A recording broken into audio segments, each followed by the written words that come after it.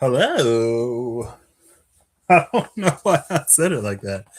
Hi, hello. As you can see, maybe as you can tell, as you may be able to tell, um, as you may likely be able to see, I found my webcam and it was in a place that I should have found it. It was very accessible, it was very right there, and it never would have occurred. It never would have occurred to me to look where I left it. So I just like saw it and I was like, oh, okay, I guess that's where it was. Anyway, so I was kind of sort of tempted to at a higher resolution. Ooh, the magician and the seven of pentacles. Huh. This is such an interesting energy.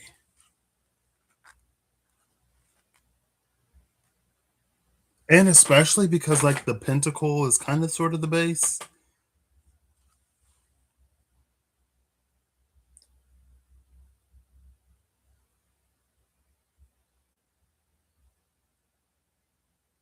This is such an I kind of want to run with it. Did I have a plan for today? Not really. Two of cups and the four of cups is six of cups altogether. Which and like even this is an interesting combination because it's like it's how we can bless one another or how the divine can use us, right? Because it's a person, but it's the cloud.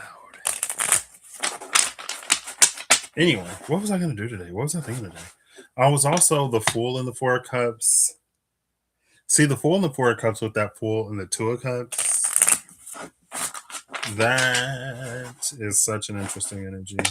The Hierophant and the fool. Yeah. It's very like, I don't know why I feel like I'm out of breath.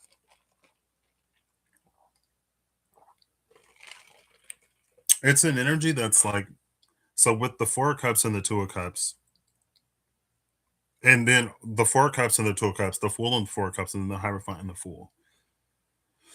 It's very like someone is the answer to someone's prayer. And it could be through some kind of business connection. It could be as like a resource. It could be just as like a kind human being.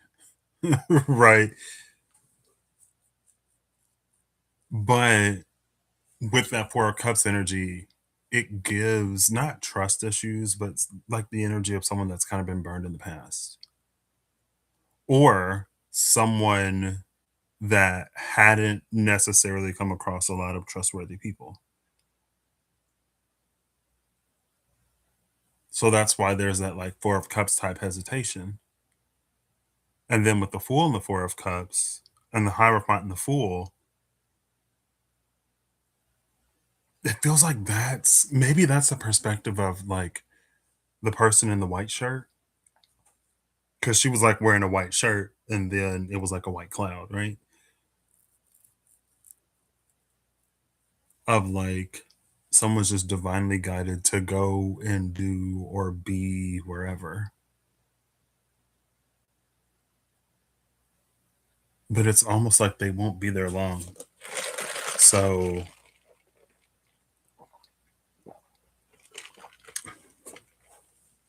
it's like the burden of work isn't theirs. Not in that scenario. What is going on with these? Is that? Give me one moment. I'm gonna go wipe these, and I think I'll wipe the camera lens too. Why not? Why not? But yeah, I don't know necessarily what I was. Oh yeah, yeah, yeah. Okay, I remember. Wow, how convenient. I was just thinking I need one of these.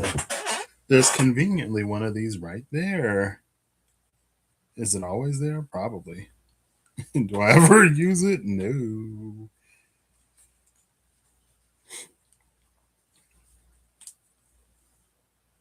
Yeah, well, I need like a solution. Not a solution as in an answer, a solution as in, you know, glass is cleaner. Can I use glass cleaner on glasses? Does that work?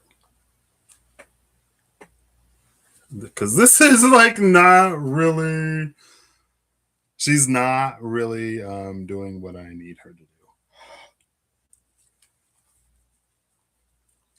Anyway, I was thinking of how interesting that last lie sort of how it came out, right?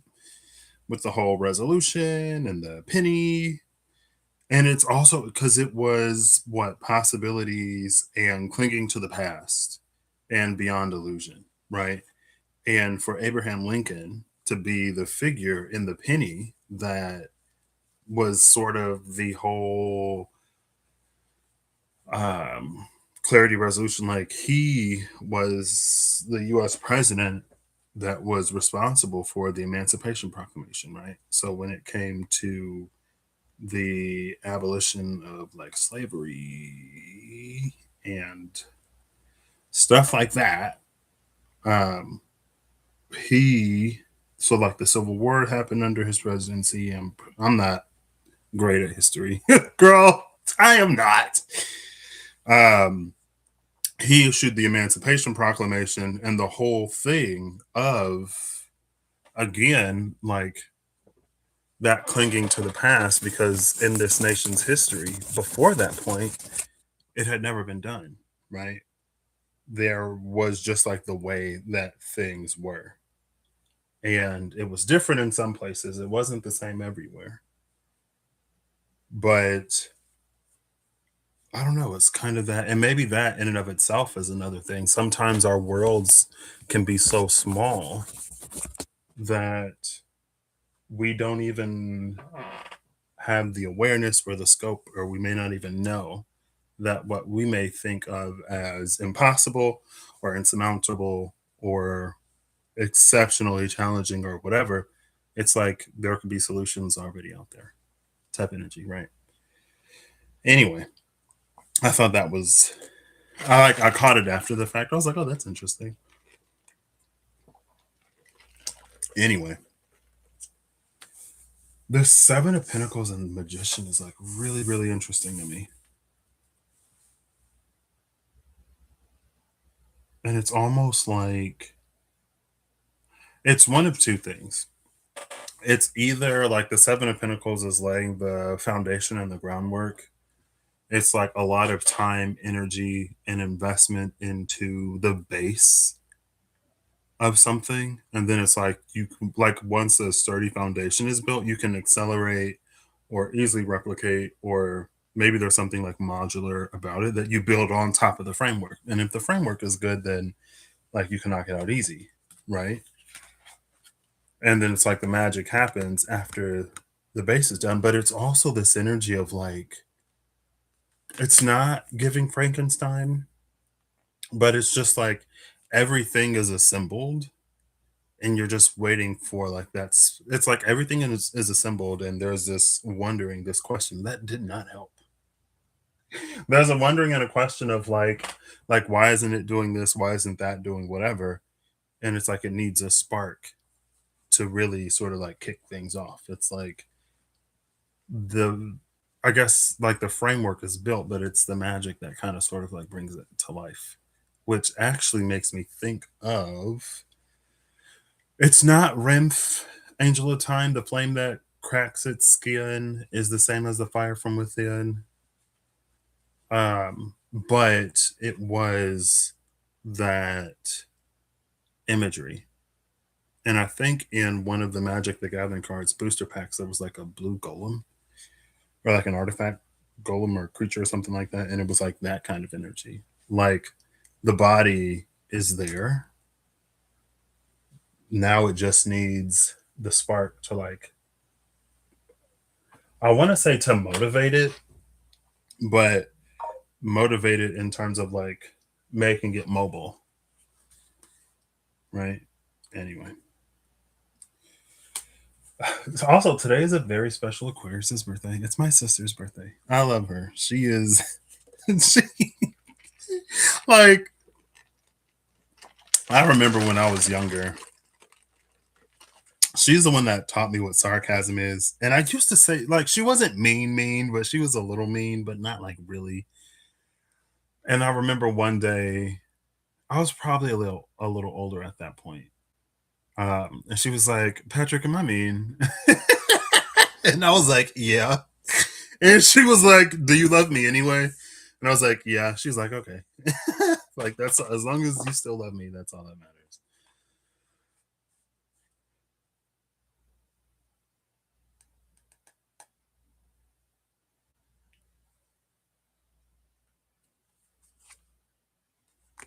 Interesting. Cool.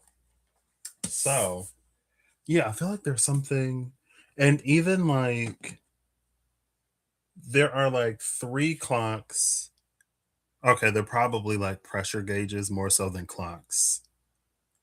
But there's like three of them over here, three of them here, and then maybe the pinnacle there.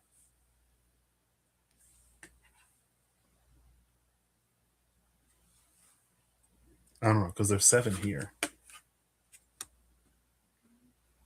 Anyway, this is like, I feel like there's something here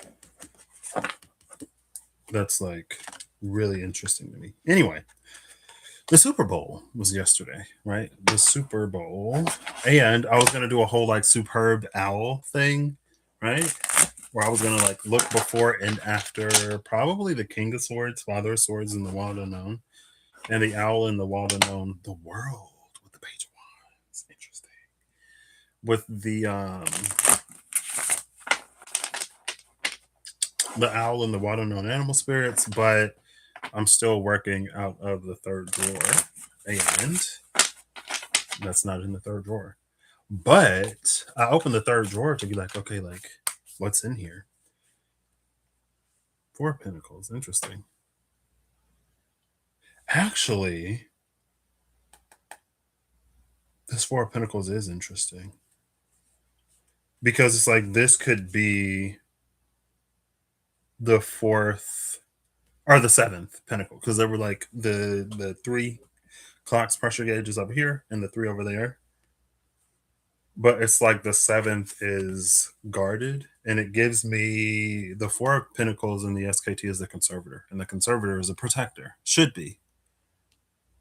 We know that not every conservator protects the person or the whatever they're the conservator of. Sometimes they're protecting their own interests, right? But then, like, the Nine of Cups is there, and then the Ten of Cups is here behind the Nine of Cups, with the Five of Pentacles behind the Ten of Cups, and the Four of Swords behind that. Did I say the Five of Pentacles? Yeah. The Ten of Pentacles was behind the Hierophant at the bottom of the deck. I don't know. Anyway, yeah, that whole like Abraham Lincoln thing. I was like, oh, interesting, because like that was also the things can be different than what they have been.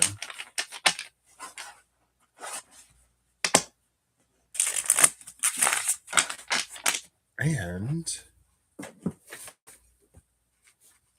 I think I dropped one of the pennies, and I just like left it on the floor. But I can't remember if I picked it up. Is this it? Maybe I had just picked it up. Oh, this doesn't even have the Lincoln Memorial on the back. This one has a shield. Oh, this penny is too new. It's too new. 2013 looks like. Because I was gonna see if we could see Lincoln in this camera, if the resolution was high enough. Anyway, so I found the Gilded Reverie Lenormand, the expanded edition of the Gilded Reverie Lenormand. And in the expanded edition of the Gilded Reverie Lenormand, not only do you get extra cards, like the compass, the dice, um, and so on and so forth, but there are two, I think there's two men, two women, and two birds. You have the day birds and you have the night birds, and the night birds are owls. So I was like, oh, I can do the superb owl in this deck and then have the day birds to compare it to. And then I grabbed the Astro Matrix Tarot just to have a tarot deck. Right. I feel like I gotta blow my nose. Give me a second. Un momento.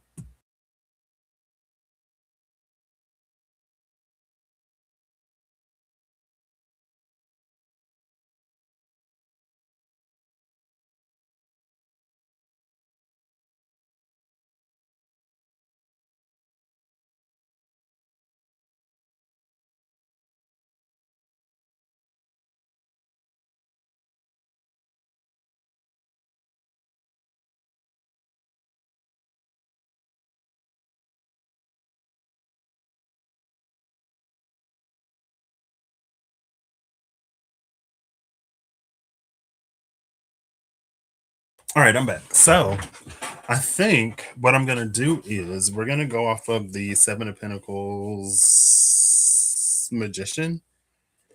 I'm thinking 4879. That's 12.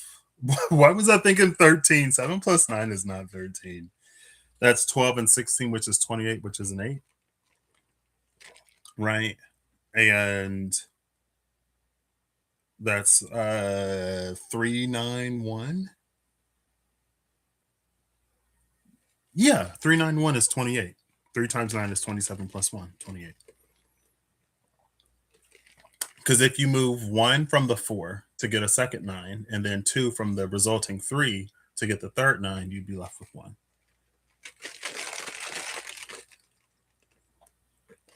28, interesting.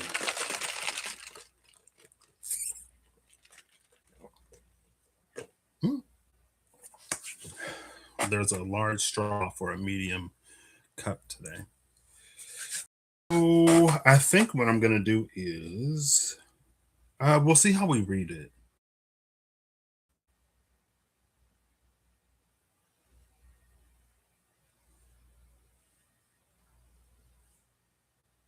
I feel like sometimes I wish I could just like. So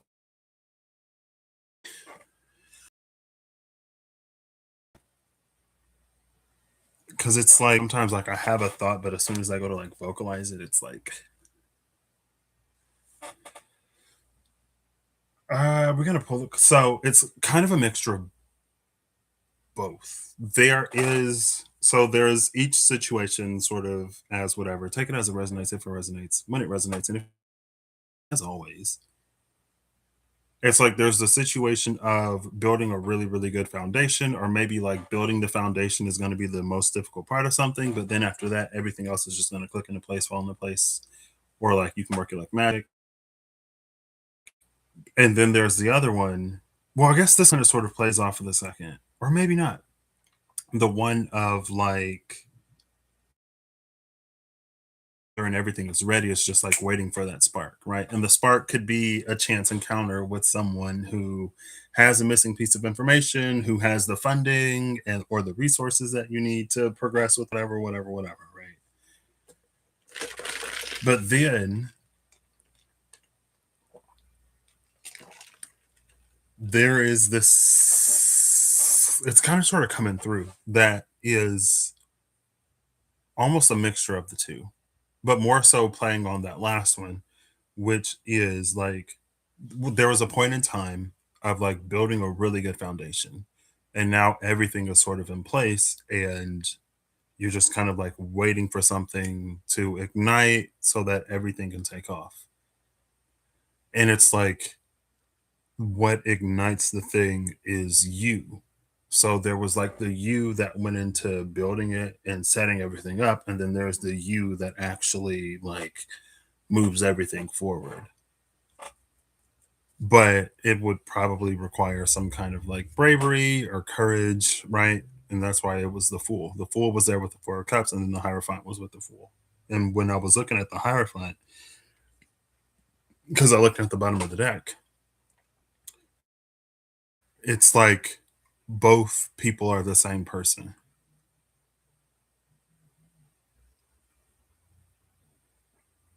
And so that's kind of how I'm going to read it, where the superb owl will be the magician, which is like the magic, which is the things behind the scenes or within oneself. And then the daybirds will be the Seven of Pentacles, which is like sort of how we show up, what we do on the day to day surface, more external, the groundwork, the framework, the body of the thing.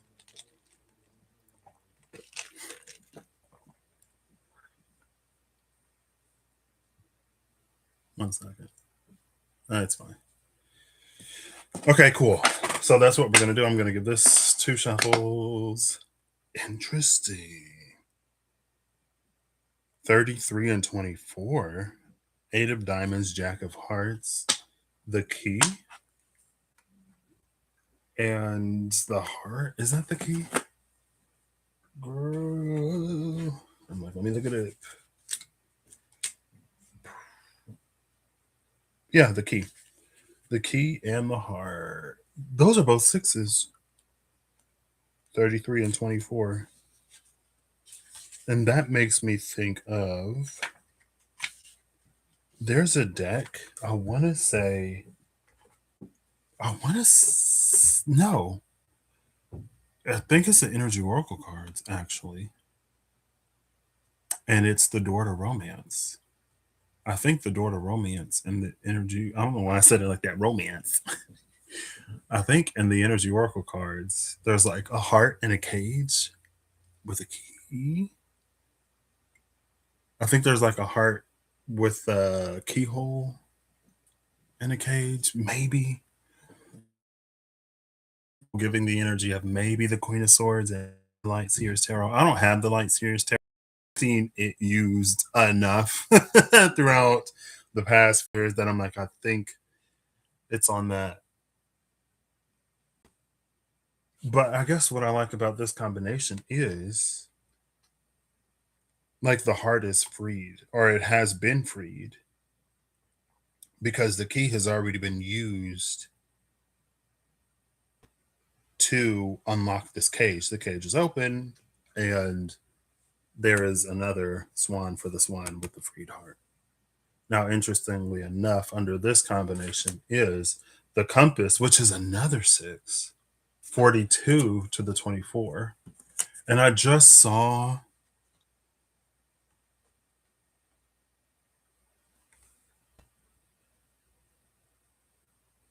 I just saw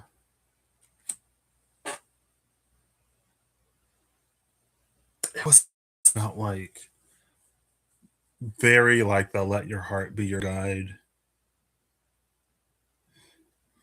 But it was something like, also there was the whole thing of like someone's feelings and emotions had rushed, and so like it kind of caught him. I don't even know what it is, but I feel like I saw it yesterday. And on the other side is 28, which is the 10, 4879, which is 28.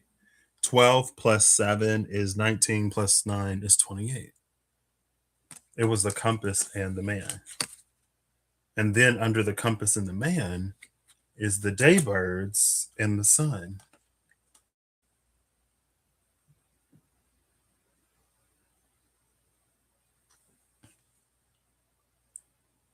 Interesting.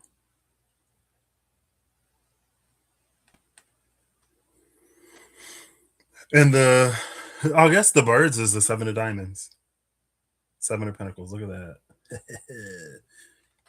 Interesting. Okay.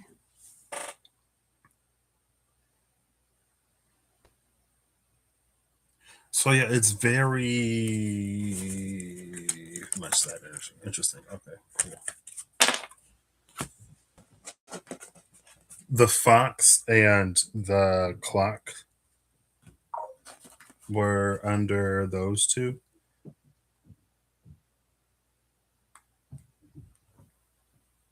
I mean, there's many. There are many. This is one of the bonus cards, just like the compass. The typical Lenormand standard or traditional has 36 cards.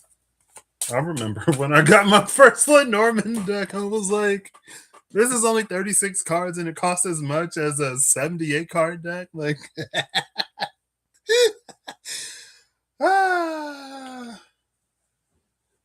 I was like, what? Half the deck. Hello? Anyway.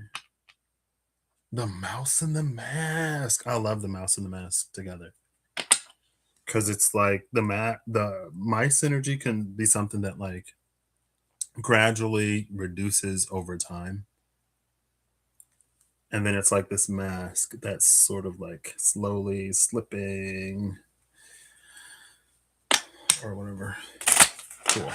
All right, all right, all right. Ooh. Ooh.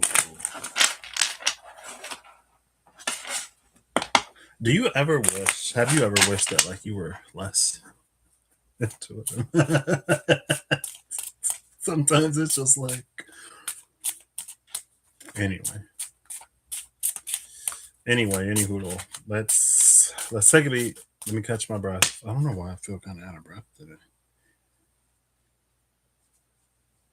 The mountain just flipped over, which is the mirror to number 12. And I think, was 12 the bird?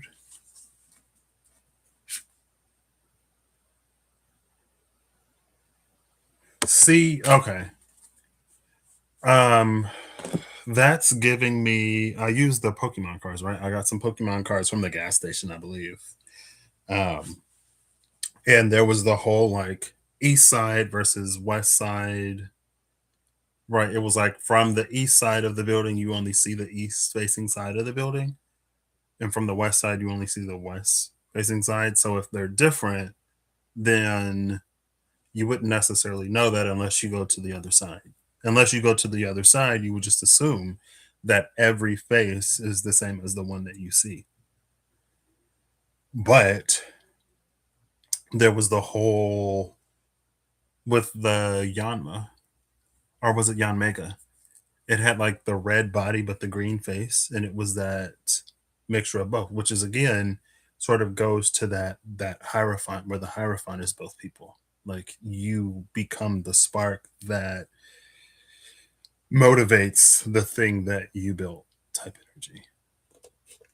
And it was like this impossibly difficult to navigate or whatever region with the Yan Mega, but Yan Mega can do it flawlessly, effortlessly. And that's what Yan Mega also flies. The birds fly. And it's like 8 of clubs, which is 8 of wands type energy. It's a lot faster. And then, yeah, 12 was the bird. So in between, oh my gosh, look at this. They're literally right next to each other at the bottom of the deck, the day bird. So the bottom of the deck, and it's interesting because this is given like a cuckoo clock, where it's like, the bird comes out, cuckoo, cuckoo.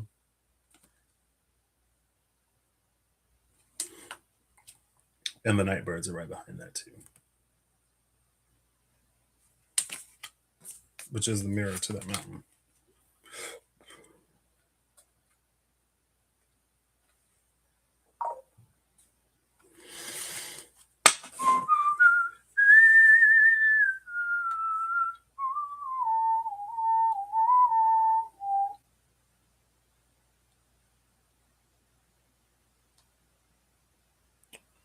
One second. Uno momento.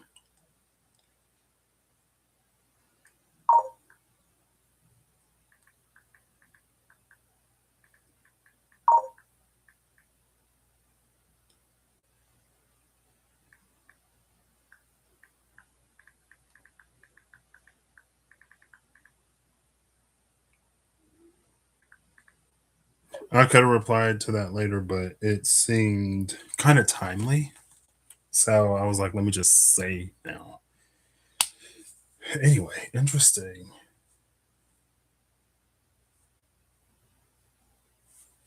See, what's going on here? Also, we saw the Seven of Pentacles and the Magician, right? The daybirds and the nightbirds are right next to each other on the same page. And then the child is behind the nightbirds. But there's something about how like the some of the blocks are floating in the air. She's giving child magician type energy. Which like I literally was just watching someone. Yeah. Anyway. But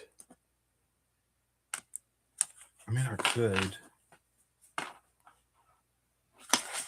I feel like that came out recently. Was it? I think it was the last life because there was the child, the lock, the key. Okay, cool. Was that a heart on that lock? I think it was a heart. Is that where I saw the?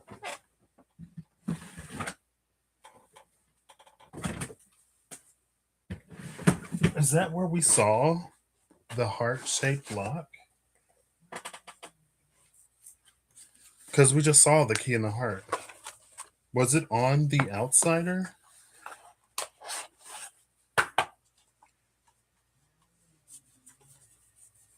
Five of rainbows. And the Five of Pentacles, we did just see somewhere. No, it's not a heart shape. It's just red on the outsider. We just saw that. Now in a higher resolution. Higher resolution than last time. Interesting. Yeah, and that was a video. I was like, didn't that just come out?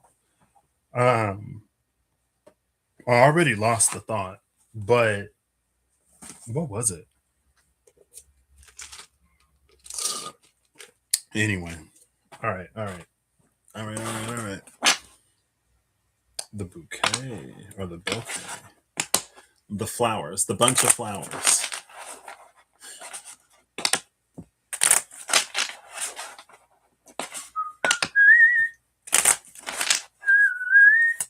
I just saw the dog in the bouquet, and it's giving loyalty, like a reward for loyalty. It's like for years of service, years of dedication, years of whatever. And that Seven of Pentacles, it could have taken a while to get the foundation just right. And it's almost giving like a trial and error. Not trial and error. More so like maybe like you set something up, you do a trial, you see how it works. And if you need to adjust, then you adjust it and then you run it again. You adjust it, you run it again. Maybe there were times where like it would run for a significant amount of time and then it would break down. And then it's like, okay, like, so in the boot up, the startup, the initial whatever, everything's fine. Maybe like load testing, whatever had to be done, you fix it, then you like start it up, you run it again.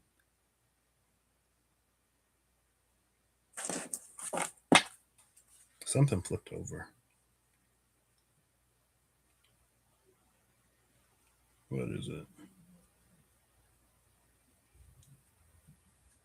Number 1, number 13. That is, hold up.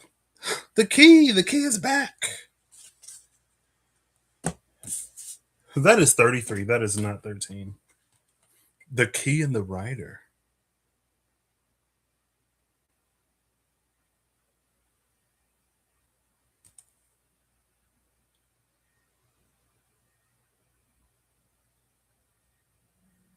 There's that Nine of Hearts, Nine of Cups again. Last time we saw it with the Four of Pentacles. Bottom of the deck is the Snake.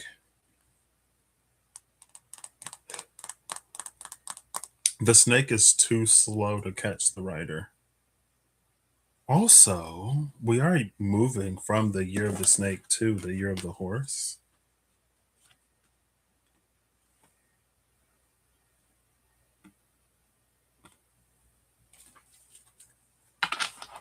Yeah. And then there's the night birds at the cut with the rider.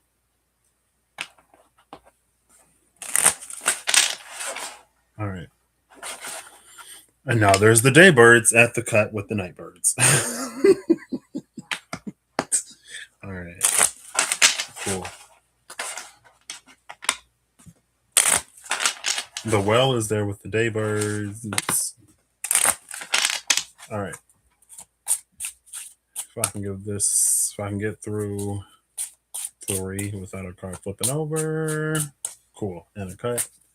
Awesome. Now we'll give this a few shuffles. What I like about this deck is how well it shuffles. Oh, well, I say that any deck that I can like, because I'm not that bad shuffler. I was like visiting a friend, and I shuffled the cards, and they were so impressed, and I'm like, I am not that great at shuffling. And they're like, whoa. I was like, okay, well.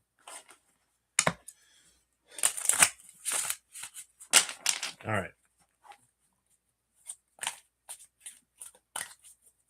Bop, bop, bop, bop, bop, bop, bop. Boom. Ready. Do I want to do the tarot first?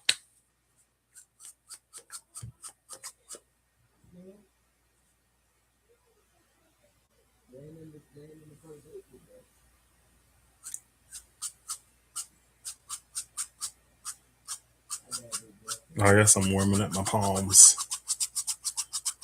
I kind of want to pull. I'm gonna pull the cards off the top of the deck, and I'm gonna leave them face down. I'm gonna go.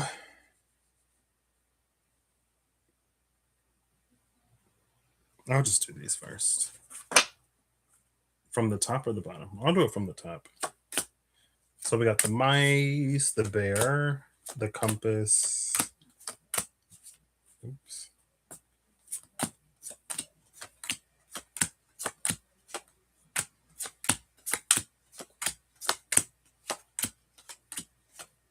Ooh, ooh.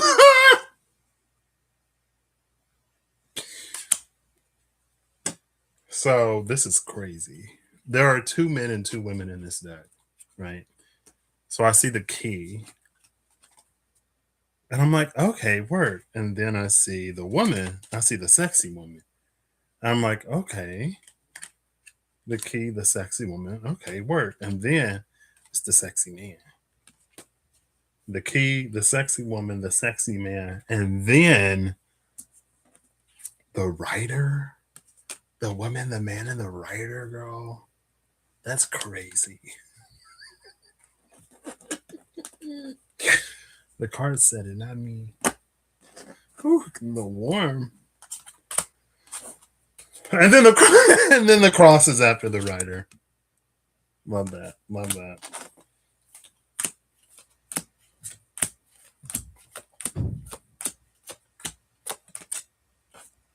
Okay.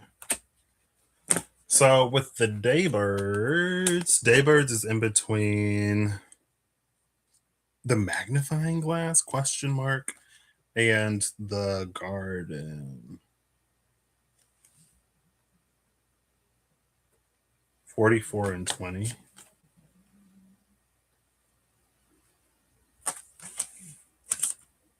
Okay. That is the magnifying glass, right? I mean, it is what it is.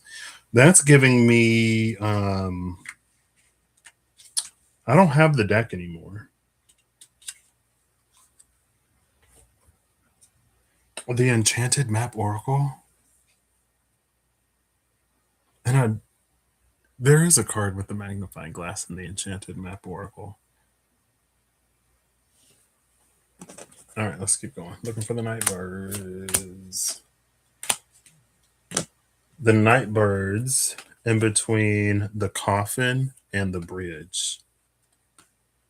So there was literally, they were literally right next to each other. So it was the magnifying glass, the day birds, the garden, the coffin, the night birds, and then the bridge. So again, I love how, even though I kept shuffling because they ended up right next to each other. That wasn't the only reason, but I also like wasn't like ready. They came out the book at the bottom of the deck with the keyhole. They came out the locked book right next to each other.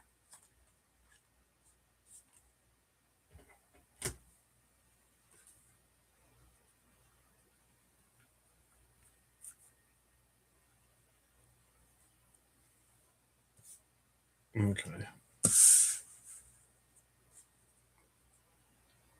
Now I'm going to pull before and after the magician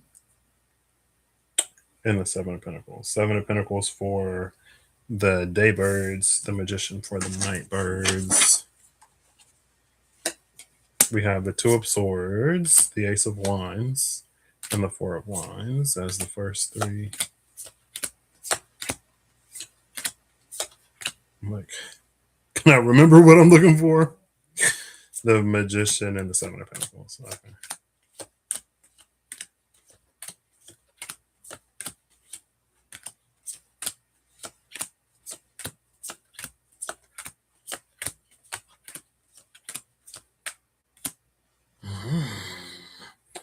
The magician is sitting on some major arcana energy. It's in between justice and the world. The magician is in between justice and the world. The night birds were in between the coffin and the bridge. So justice sits on top of the coffin and the world sits on top of the bridge. Now, the bridge being, what do you call that? The place between two spaces, and the world being the end of one cycle and the beginning of another one is interesting. It also reminds me of how, and this, I don't remember why, but I remember it came up recently. The whole, also, the world is number 21, right? Major arcana number 21, and the birds are 12. So we see the mirror of that 12 again. But it was the video of the travel home when I came home and how it started like in the air, right? It didn't start on like the first bus that I took to get to the airport to then do my domestic leg. It started almost like when I entered the airspace and then when I landed. And that bridge is like giving me the same kind of energy. Also, we have Anubis and the scales of Anubis held by Ma'at. There's Anubis. There's Ma'at holding the scales of Anubis. And it weighs the heart, right? If your heart is lighter than a feather, and we've already seen the key with the heart that was set free, that was able to find whatever it needed to find to, bring levity. The heart's already been freed. So there's no fear of, there should be no fear of it being heavier than this feather. Also, because we've seen the clock so much, and with the daybirds, because we've seen the clock so much, like this, it's like the bridge is missing a clock face.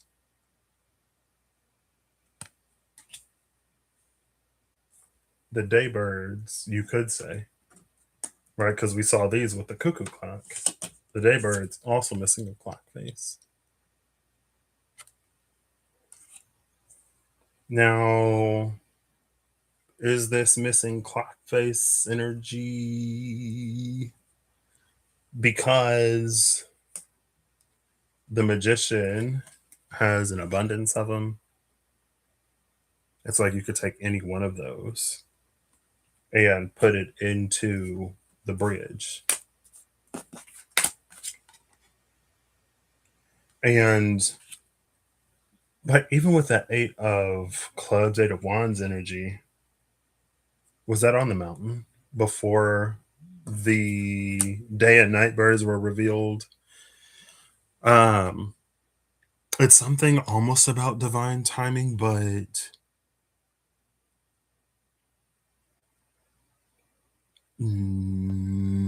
not, because it's like when you come into yourself,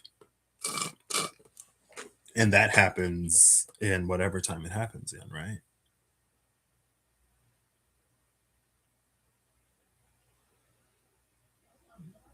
Also, on this yin yang in the world card,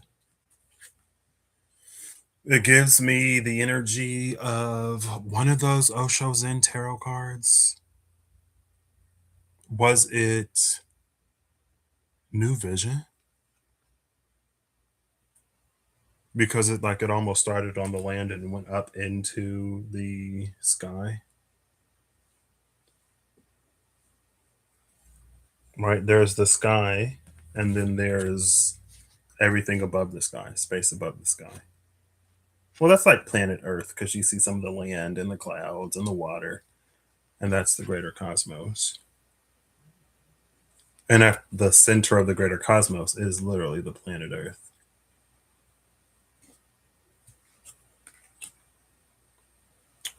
Now, does that necessarily, it feels like it alludes to visually, the image alludes to the whole sort of zooming out, and once like you complete the puzzle, it unlocks a bigger puzzle. That was that completion? I think it was completion in the Oshos and Tarot.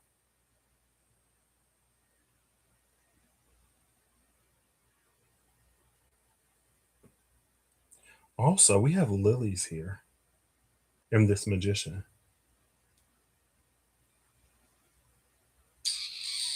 I don't think I've seen lilies. So it must have been either it's at the bottom. I mean, I didn't make it all the way through this deck. Under the book is this, what's this, Crossroads?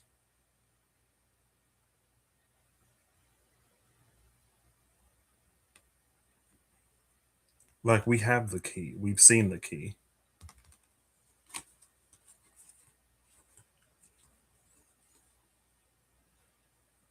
Lilies are in between stars, or the star, and the clock. And I brought out the lilies because there are lilies.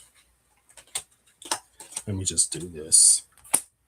Because there are lilies in the magician card. 1 second.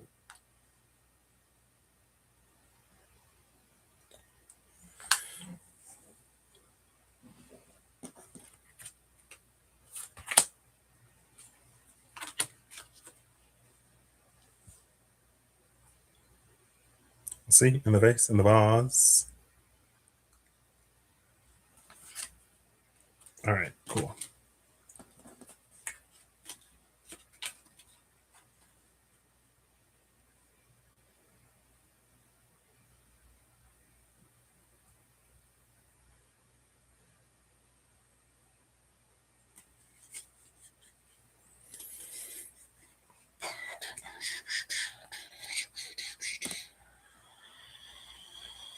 The Wheel of Fortune was before Justice. And there's something about, oh, yeah, the clocks, right? It's like the clock within the clock within the clock. Anyway. All right. We're still looking for that Seven of Pentacles. I just saw 8, 9, 10. Eight of Cups, Nine of Swords, 10 of Cups. The Hierophant and the Devil are literally right next to each other. In between the King of Swords and the Five of Pentacles.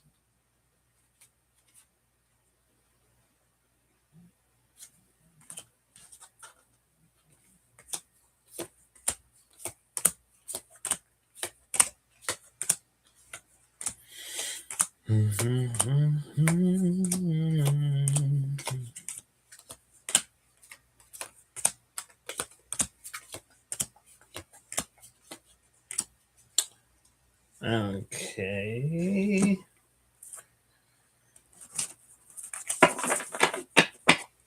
Eight of Swords, Seven of Pentacles, Seven of Wands. Before the Eight of Swords is the Tower. The Tower is number 16. Just like the Star. And I guess, like, if you were to do the explosion thing, right, you would do the boom. The what's a shape? What's a word for a shape that you typically give for like something like onomatopoeic? Right? When it's like bang or pow, it's like that, this, and then like you have the tower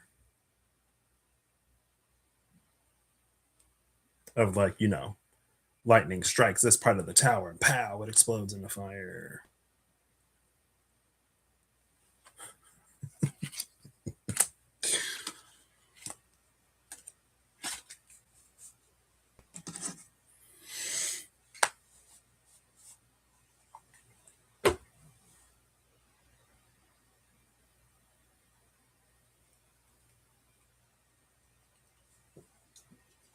See,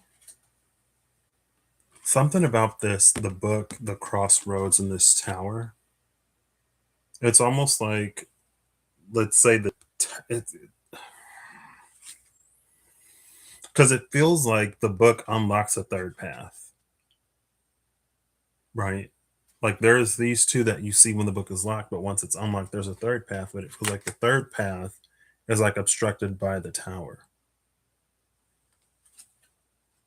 And so either it's like a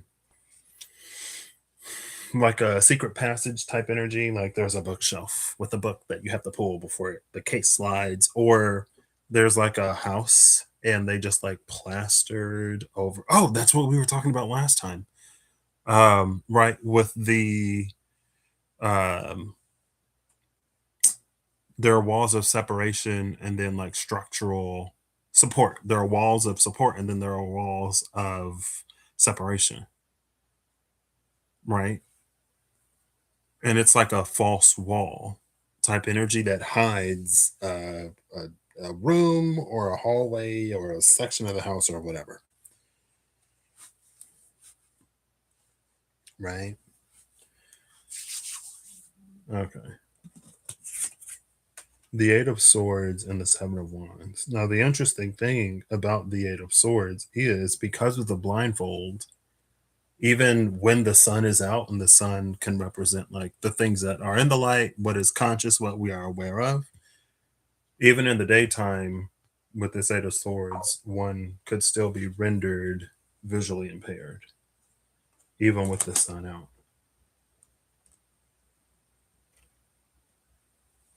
Okay, so we have all of our cards.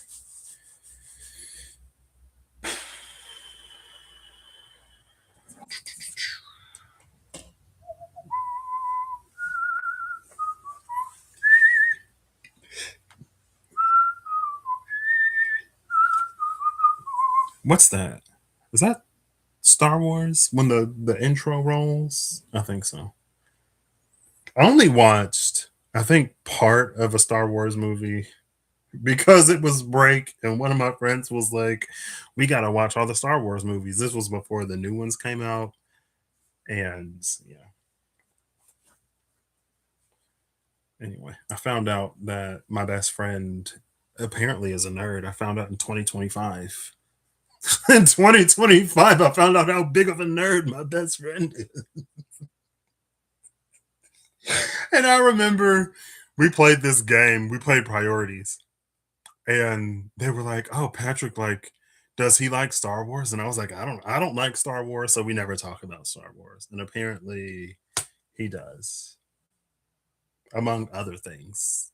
I was like, whoa, like you really are a nerd. Not that there's anything wrong with it. I just like was surprised.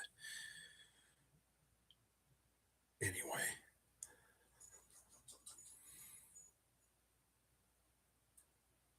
the Seven of Wands is also a card that we've been seeing, especially in the SKT and the SKT Revelations edition, where you can clearly see the influence personified or embodied. In this Seven of Wands, it's just the sun, which is also interesting. So, in the Seven of Wands in the SKT, the Revelations edition, you see a figure. And I was watching this anime yesterday, and there's this guy who is blind, uses water magic to create an eye, um, to see. And there is one person, his teacher, who's like so radiant and like so bright he can't look at him. And then he made a comment about like not being as bright as the sun or something like that, or being as bright as the sun. He was like, "Yes, I'm brilliant. I know." But between that yesterday and this today,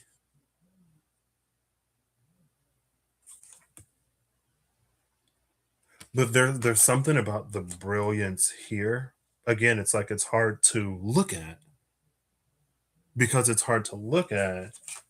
That's given this Eight of Swords. So it's this is a different energy than we were than would be necessarily immediately like the go-to, right?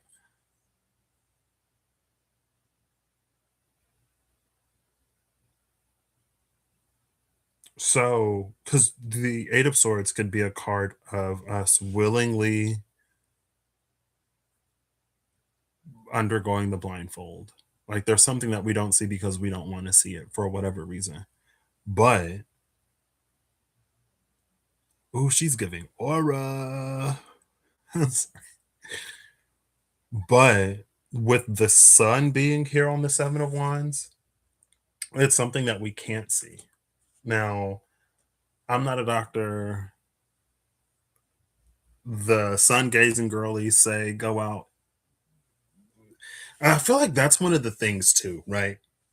You'll see people who talk about sun gazing, but not everyone who talks about sun gazing talks about when it's safe to gaze at the sun. Meaning, there are some sun gazing girlies that'll be like, at sunrise or sunset, when the sun isn't at its apex and it doesn't burn holes in your eyes, that's when you go sun gazing. When it's relatively safer to gaze at the sun,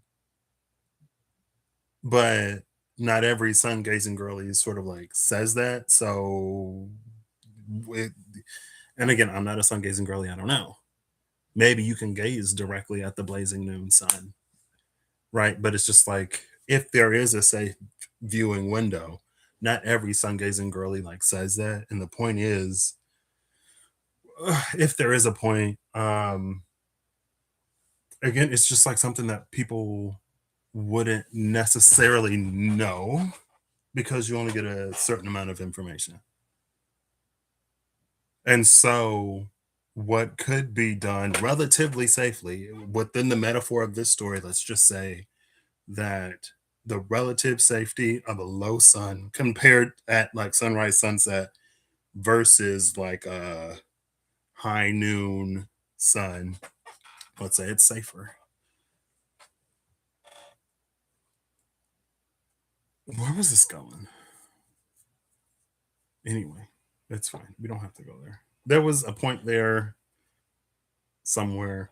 The thing is, with the blindfold and the sun is still bright enough that with the blindfold you can see. And this kind of sort of takes us back into the territory of clarity and resolution, but not fully.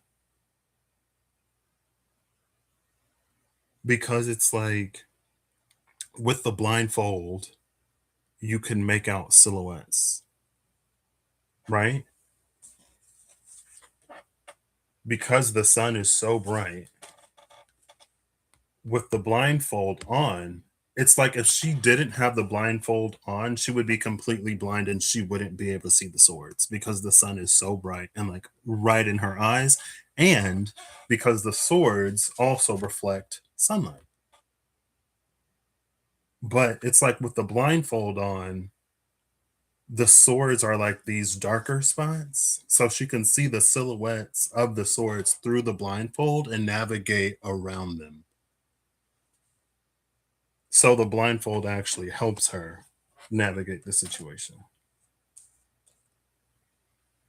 Right. And low hanging fruit on that, it could be like if we knew upfront how challenging and difficult something was, maybe we wouldn't have done it. So, right. It's like if you're an overthinker and it's like you would have overthought a situation, it's like you would have overthought yourself out of a situation if you had known whatever up front and it was important for you to go through, experience whatever.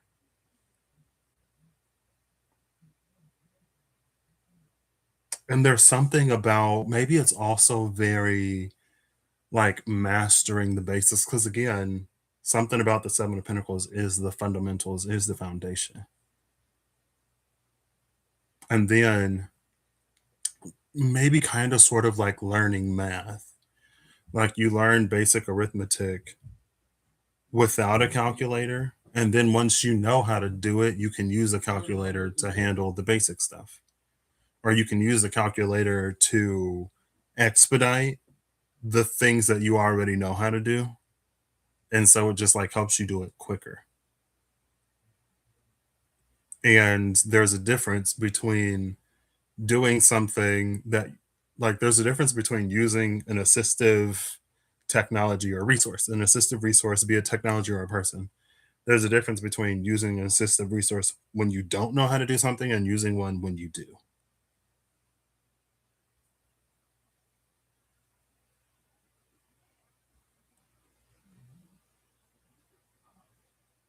And there's something here, again, low hanging fruit. It can be like part of this foundation building thing was, for example, let's say that there is a job, low hanging fruit, right? There's a role that you are going to step into. And it's like there are things that you've been doing before you were offered this position to set you up for success when you get into that position on a technical sort of skills level. But also, there are things on like a personal level where it's like if you come across some kind of challenge or whatever, you have personal experiences that you can pull strength from or knowledge and information from. Like, oh, I've done this, I've done that. And the first time I did it, it was challenging or uncomfortable or whatever, but I did it. It's like you can pull off of your own experiences. And it's almost like if you were told, it's like without those past experiences, if you would have leapt right into that role, maybe you would have felt massively underqualified, even though you're perfectly qualified. You would have felt like, I don't want to say not talent, like you wouldn't have felt capable, even though you are. And so it's like you had to do that. And with this Seven of Wands, it's like it builds you into this maybe indomitable type.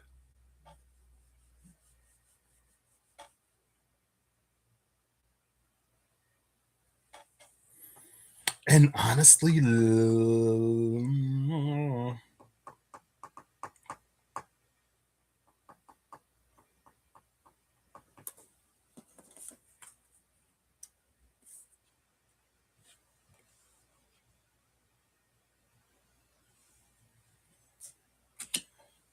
Yeah. The magnifying glass. The magnifying glass with the 8 of swords. Because now we're at the magnifying glass and the garden. This is just such an interesting 4 plus 4 is also 8. 8 of swords and 44. This is an interesting pair to get the 8 of swords blindfolded and the magnifying glass that like reads the fine print.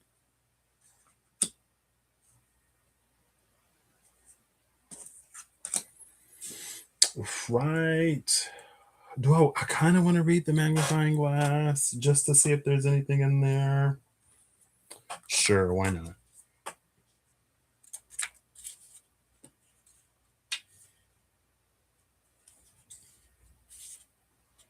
I am the card that suggests to you to take a closer look or two. If you did not get clarity from an earlier view, I can provide more focus and a perspective that is new.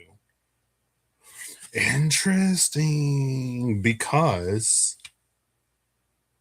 of the whole clarity and resolution thing. Now, a magnifying glass won't necessarily help in a matter of clarity, but it'll help when it comes to resolution. Because if something is blurry, like zooming in doesn't necessarily make it less blurry, you know what I mean? But if the resolution of something is low, like lower to the point that if you tried to make it bigger, it would start to distort the image, then it's like you can use a magnifying glass to increase the clarity without distorting the image.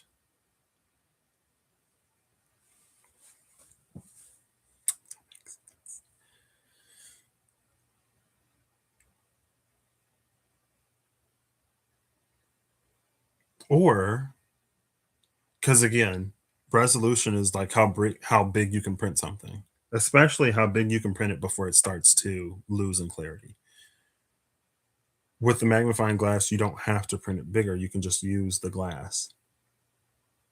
And that almost feels like it plays into that whole using an assistive resource after you know how to do something. So it's like you could print it bigger, but with the magnifying glass, like you wouldn't need to.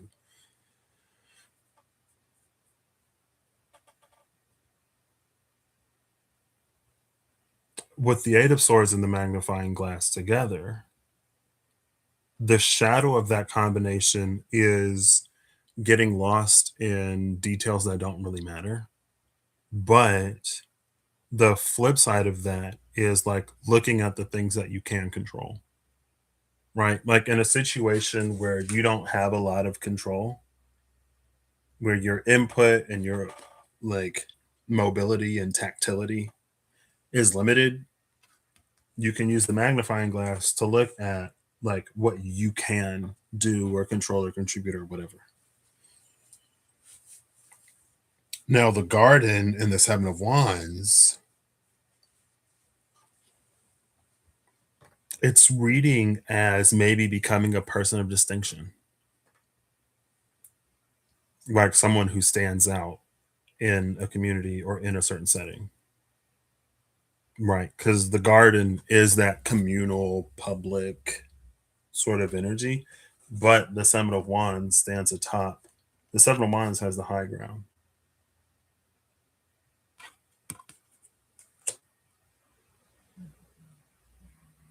And it makes me think of maybe it's almost like typically when it comes to a person in a certain station or whatever, and they have a thought or an opinion or they say something about something, it could be very like, oh, well, like, who are you to say blah, blah, blah, whatever, because someone in your position doesn't know what it's like to experience whatever.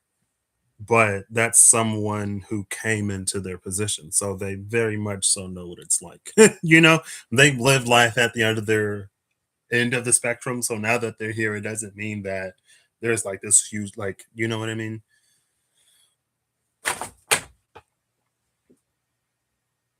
And there's something here too that's almost very, it's like, take it as it resonates when it resonates. If it don't resonate, don't take it. And also, it's not necessarily to feed or fuel someone's ego. I feel like maybe that's not that important to say. But with both of these together, it's like while everyone else was looking at something else or focused on something else or distracted by something else, someone was like observing the things that actually matter. She's giving Virgo. I love Virgos anyway. um just like the energy of it, you know what I mean? In all the stereotypical Virgo ways, maybe.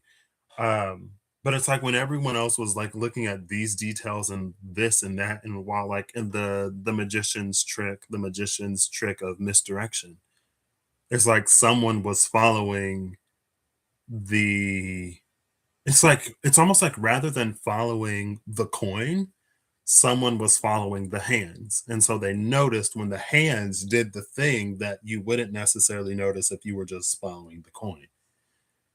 Right.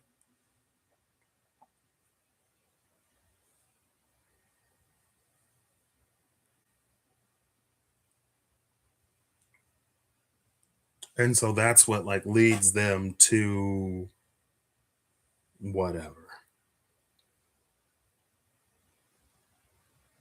I feel like we still haven't, like, the energy of the night birds are so like major. It's like, you know, we could look at the cards that were at the top of the deck, but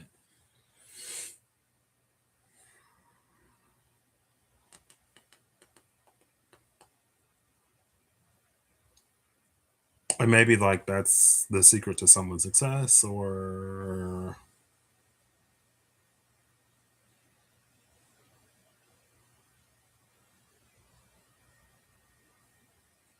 I feel like there's also an energy here.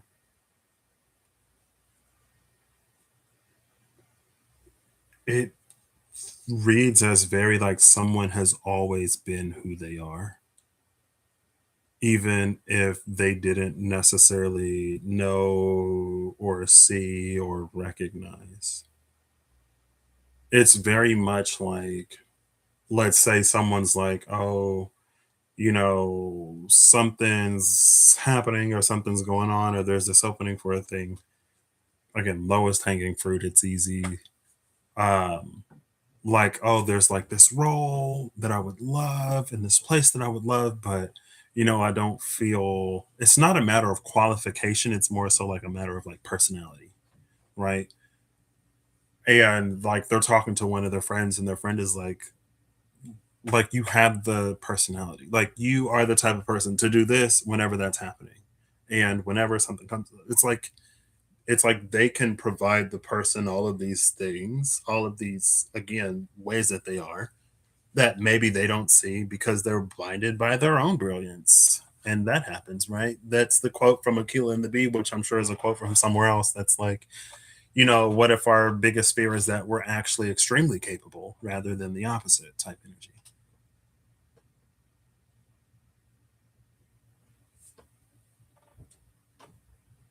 I feel like it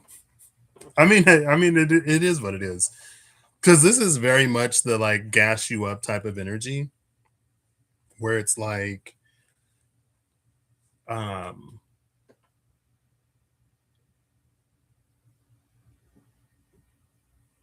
again, it's like, it's not even necessarily being self critical.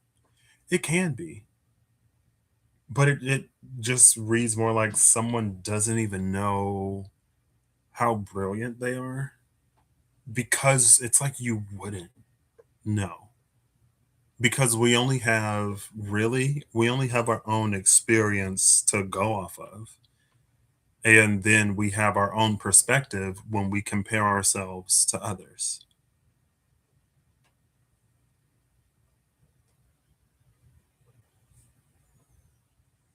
So it's like someone is high key phenomenal, but they don't even it's like it's like that person would be like, "Well, can't everybody do this?"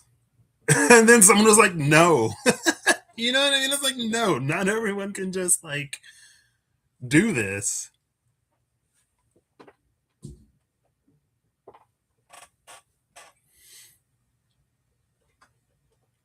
But maybe at the same time too, you could say like it would be really easy to get caught up in one's ego. And now we kind of sort of it kind of sort of plays into that ego of the like an ego that is inflated versus an ego that is substantiated. Right. Anyway,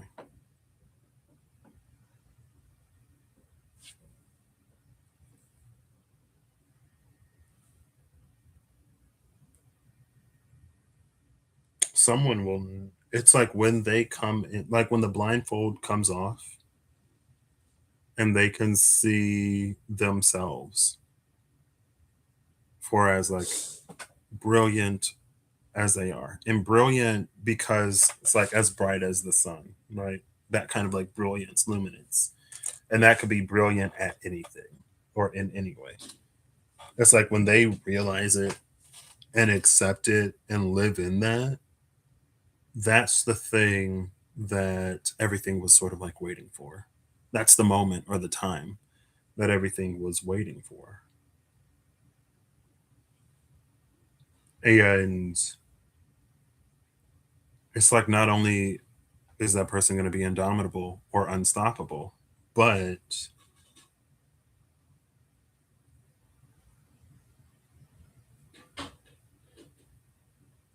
it's like not only is that the moment where everything changes, but the heart is also like lighter than the feather.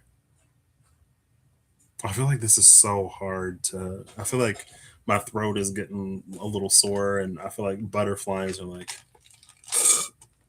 starting to swarm in my stomach. It's like,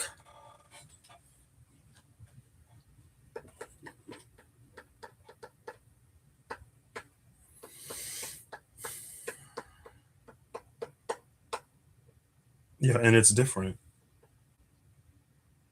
And again, there's that whole like, usually, let's say that I think like Cardi B years ago at this point, she was talking about the price of groceries, I think.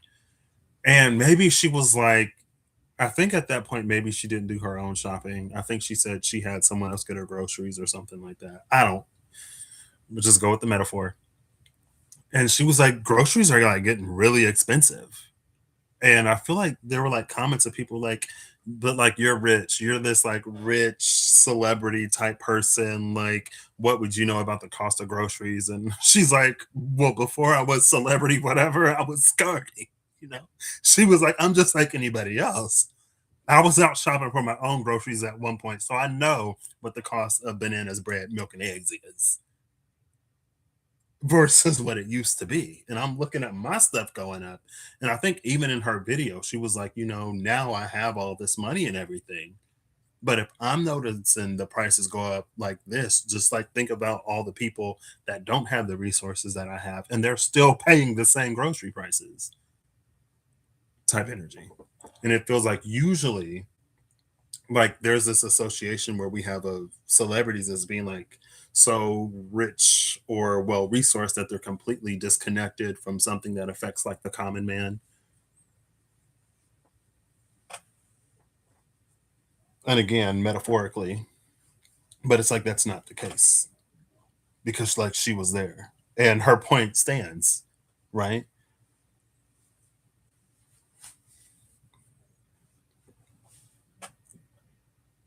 It's like someone, and I feel like that's why this Eight of Swords was also good. That's why this Eight of Swords and the magnifying glass was a good thing. It feels like it kept someone grounded or it kept them free of distractions that would have diverted them off their path. right? In a way that, again, when it comes to celebrity, maybe we should. I mean, I feel like things aren't great in the celebrity world right now.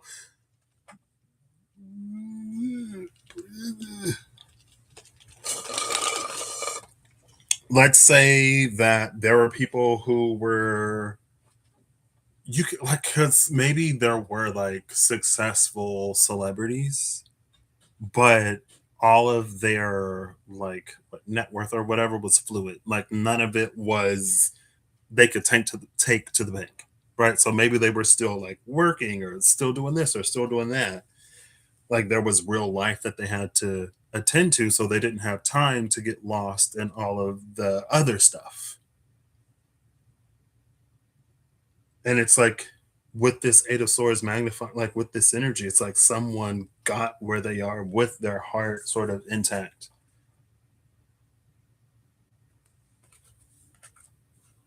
right?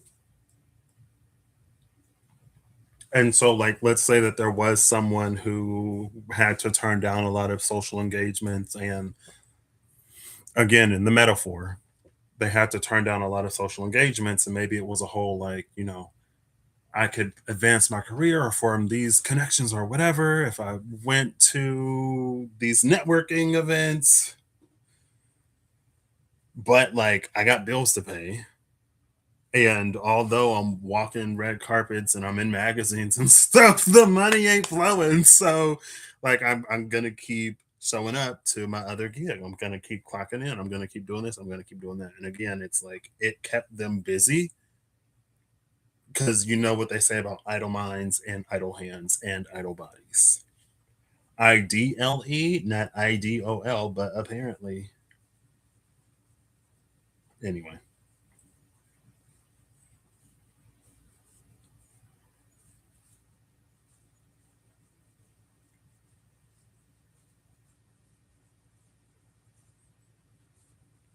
Yeah.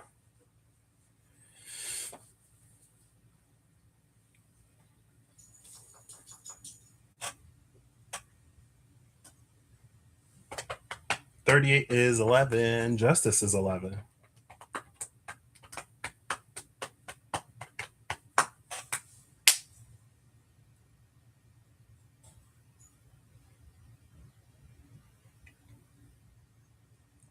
And again, it's like you could apply this to anything, any arena or aspect of someone's life where they were forced to go at their own pace and to take their own path versus one that is like more standard and traditional. Because when it comes to what is standard and traditional, it's like things get, how do you say, homogenized. Things become like homogenous when you put it all through the grinder.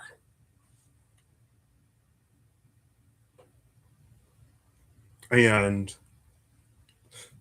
homogeneity and a lack of diversity isn't necessarily great when it comes to less localized issues, right? Not only does it limit, again, kind of sort of like the solution thing, right? Like, I need a solution. I was like, I need the solution, but not like the answer to a problem, but like glass cleaner solution. And it was that whole like, the metaphor of like, or maybe that was the Lincoln thing, where it's like there's a problem that exists in a place, but there are solutions that exist in other places, right? Whatever that was closer to the beginning. Because in someone's particular experience, it's like that, it's like the thing that no one would think of.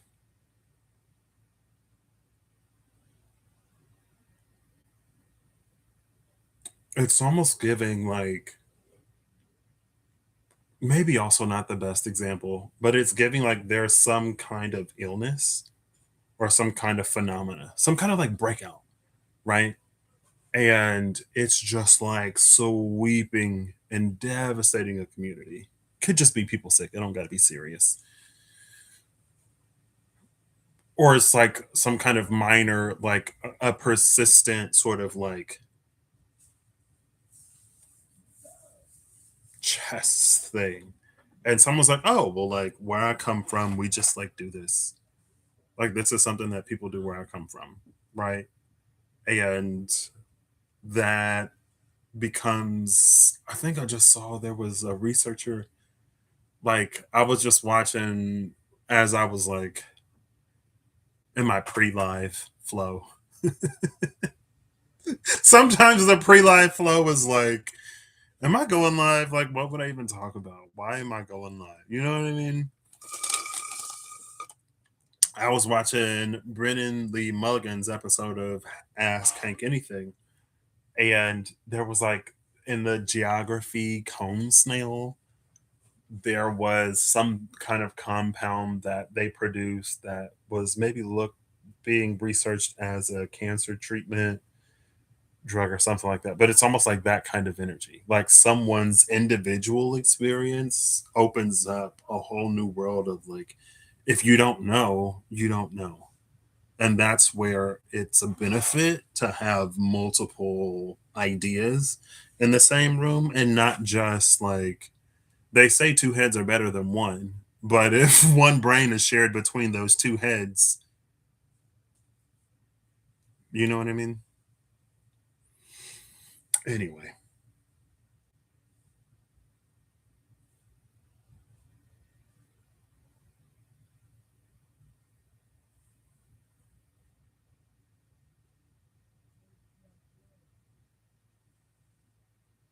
I just saw a clip. Is it like Meet Joe Black or something? It was like clips on YouTube that popped up.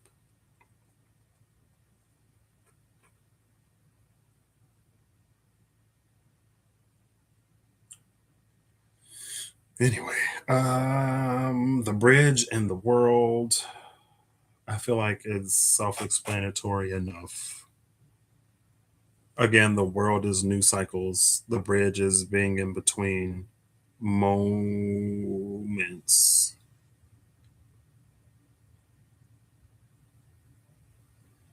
With this combination, with the justice, the coffin, the bridge, and the world,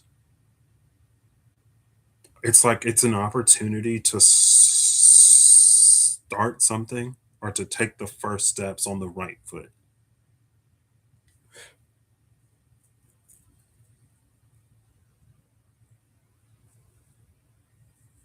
right? To not have a system that's so unsustainable that after a few years or a few decades, there's like a whole bunch of like mess that's going to have to be cleaned up or whatever.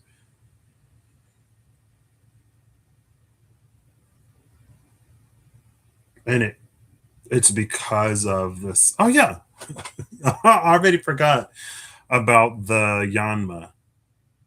Yamask. It was Yamask. That's what it was. Um, the Yamask energy. I forgot that it was like again with the Hierophant blending too with the Yamask blending too with that the the metaphor of the celebrity that wasn't a nepo baby, and not being a nepo baby is significant because in some cases, at the very least, a non nepo baby has a network and an access to, like, it's different.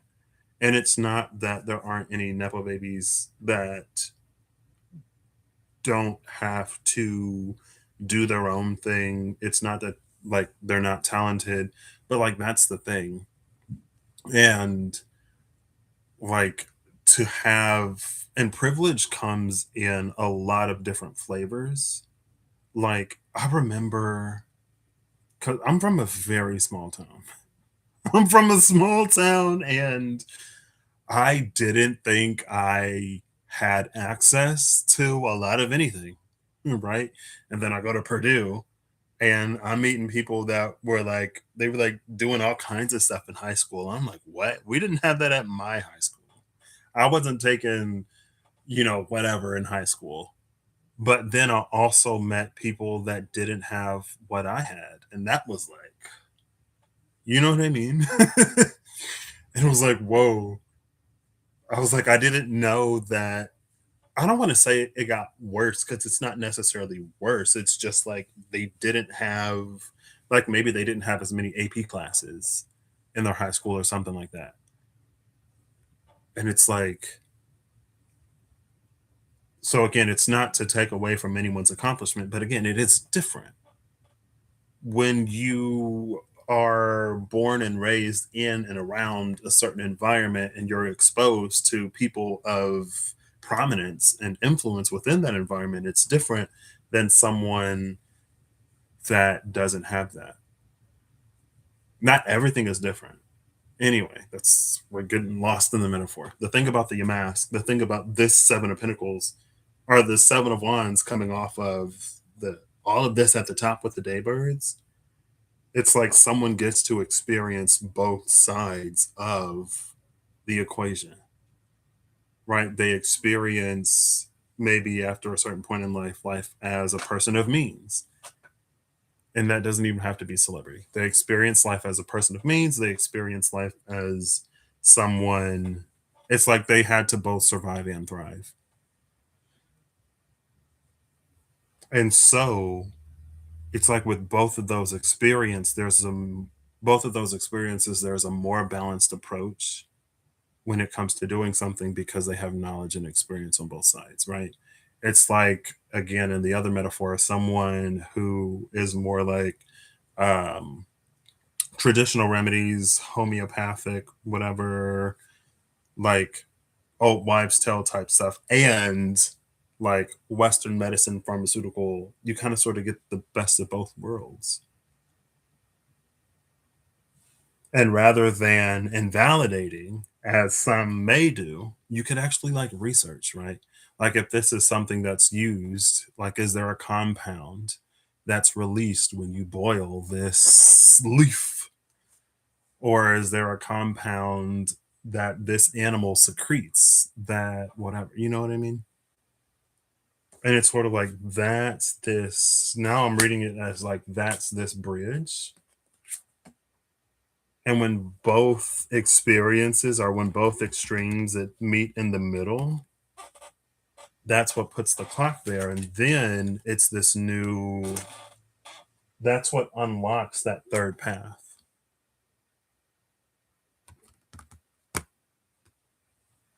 Because it's both sides sort of coming together and then moving forward. And so it's not this like teetering, tottering between one or the other.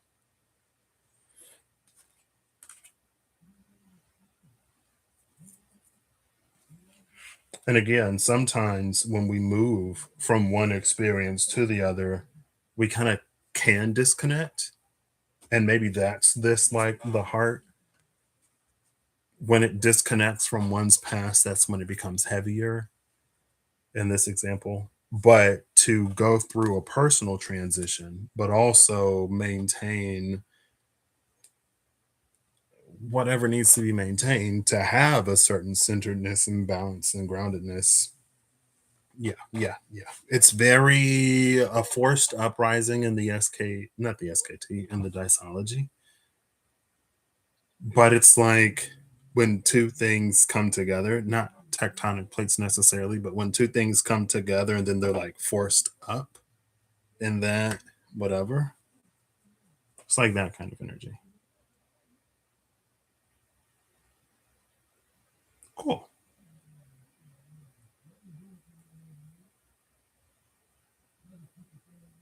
And with the coffin, again, it's like you can go through significant transformations and transitions and not lose parts of yourself. It's like there are like you're naturally going to change. It's like you don't have to force it. And I don't know if it's necessarily the rhetoric of like you got to do this and you got to do that and whatever.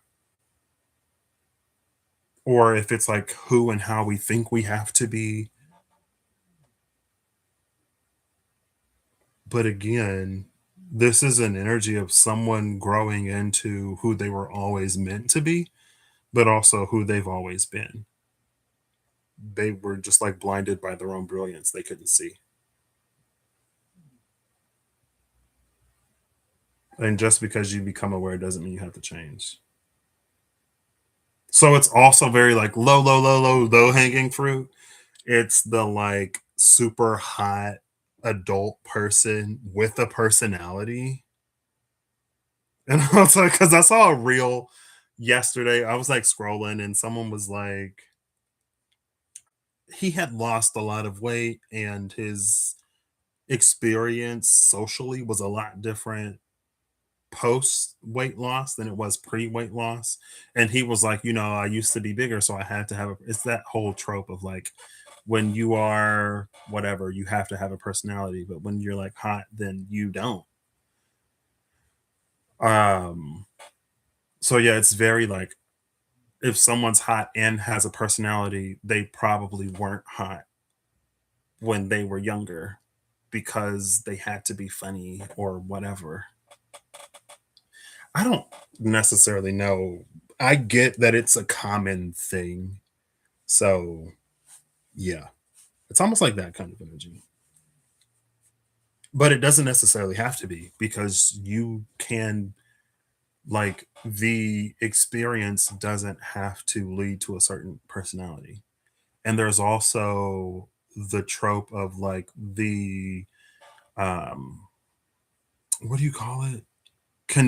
Like conventionally attractive person who has always been conventionally attractive, who maybe has very few like legitimate relationships, like people who know them beyond their looks. You know what I mean? Because like that's all people care about, right? Or it's like the wealthy person who all of their friends are only friends with them because of the proximity to them or because like they want money. So they don't. It's not that one thing necessarily has to be another. And again, let's try not to get lost, Patrick. Okay. Anyway, let's flip these. Wow. 18 and 17. We have the moon and stork. Storks.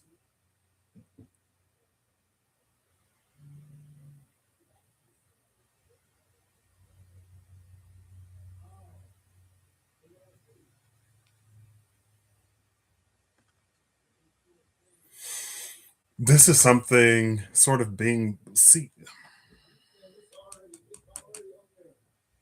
It's not necessarily something being born under the cover of night or not something being because these storks are still building a nest.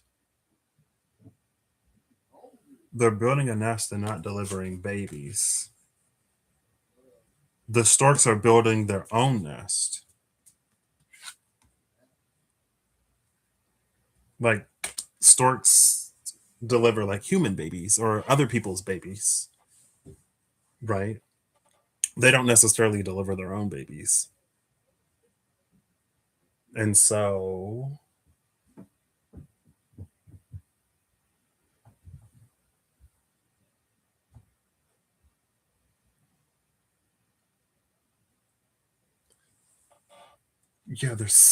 yeah, yeah.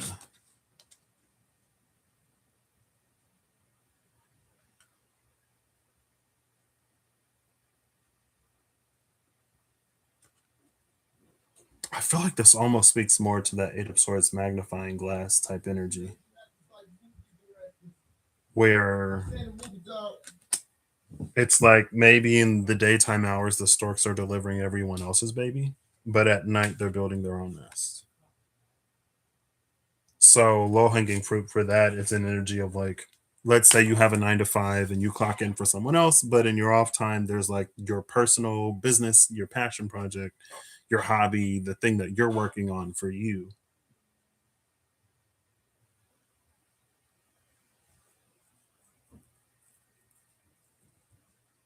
But there's also maybe something about like the character that is built during those times of challenge or like not well, it could be struggle, but it doesn't feel like it has to be. And again, like everyone has challenges, and we make a lot of assumptions about. And this isn't even necessarily about like it's not about the assumptions that we have about other people or vice versa. But what feels maybe more central to this is again like the person that doesn't understand how brilliant they are because they think that anybody or everybody can do what they do, especially if they feel like they're lacking in some area. Anyway,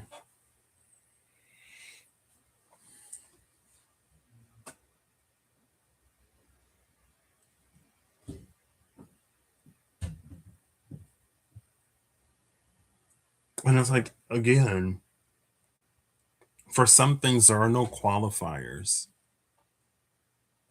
So in the whole like nepo baby, whatever, like with there are conventionally attractive people who have always been conventionally attractive, who still have personalities. You know what I mean? It's like no matter which side of the spectrum or the scale someone falls on, they don't have to sacrifice that authenticity.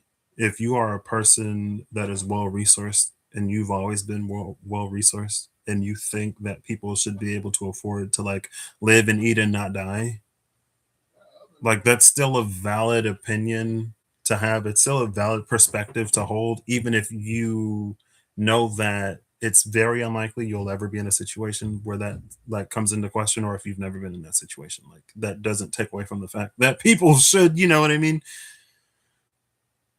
But also at the same time, it's like, and I guess that's like an interesting thing about empathy in some ways.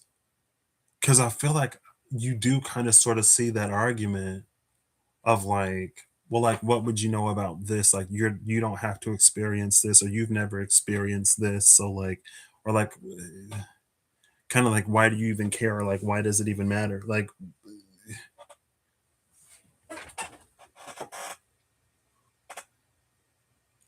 anyway,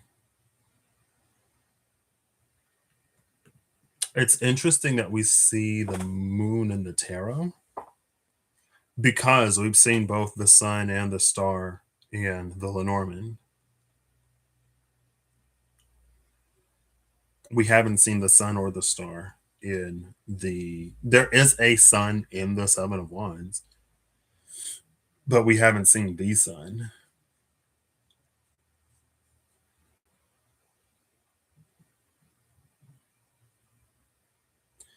And beyond that, like this may not even necessarily be someone like this may not be the storks building their own nest. It could be like as the storks are going out and delivering everyone else's babies, it's like their nest is being built. They may not even necessarily be aware. And again, it's kind of sort of that energy of like someone whose integrity is sort of like valued by someone that they may not even necessarily be aware of type energy. You know what I mean?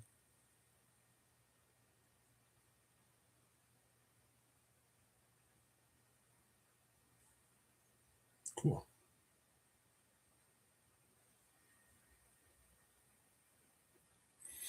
Now, with the clock and the star, this could be coincidence, like someone's personal life journeys, cycles are aligning with like cosmic cycles, aligning with someone else's cycles or something else's cycles, also aligning with the progression of certain events, right?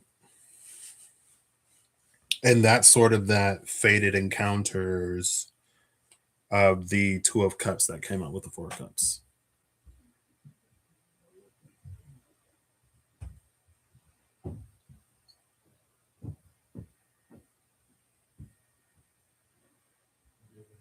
Cool.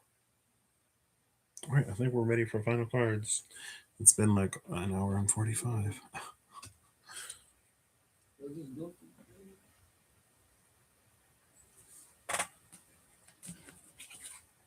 All right.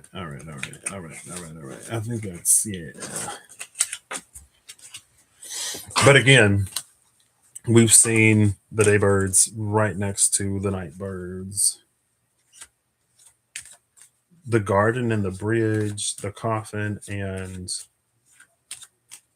the magnifying glass.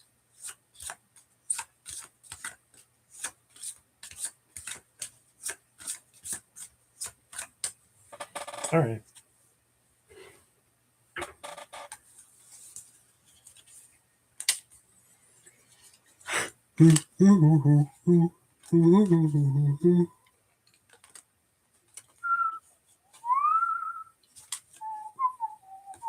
Whew. Almost dropped the whole deck. I mean, most of the cards wouldn't have fallen. That SpongeBob Jellyfish Fields. Yeah. When the jellyfish, like he was having the house party and the jellyfish moved in, and then he had to Piper the jellyfish out of his house. I feel like I was gonna say I feel like the Pied Piper came out recently, but it was a card in the Orisha Tarot. And actually, like I looked at that deck before I went live today. It might have been Justice, but it was the card of the Kingdom of Women and the king who wanted them, right? The town of women and the king that wanted them. And how it wasn't Yemaya. Oh yeah? No, I think it was Oshun. Because oh yeah, it's the like the last breath, right? And it's like, yeah. I think it was Oshun that went and she went and she literally sang about how she didn't know what to do. But her singing about how she didn't know what to do was the exact thing that the women needed to hear. And they followed her all the way back. Right. But in the image, there was the people and walking in the line out of the town that made me think of the Pied Piper of Hamlin. Anyway, why is that here? Oh, because of SpongeBob. I was like, how did I even get? Where am I going? How did I get here? Because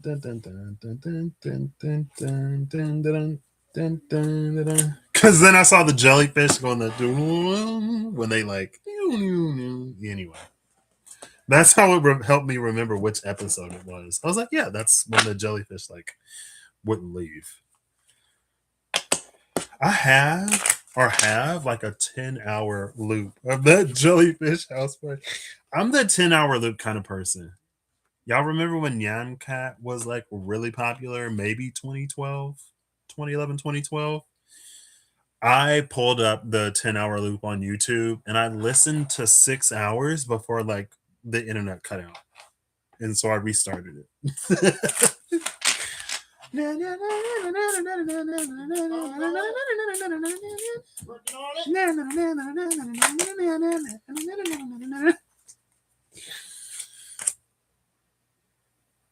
Ooh, the sexy woman is in the garden, girl. What?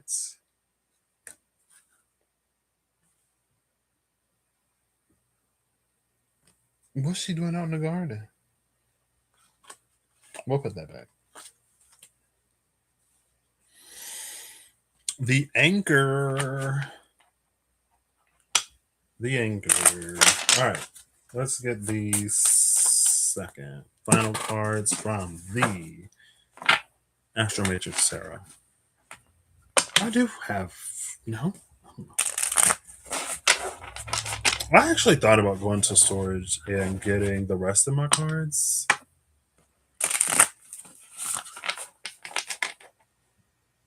I'm still a little bit unsure about where they would go, and that box is heavy. There's a lot of decks in there. I need a downsize. I just saw, I think it was the Four of Wands and Judgment. All right, claim flip, claim fall. Final card, please.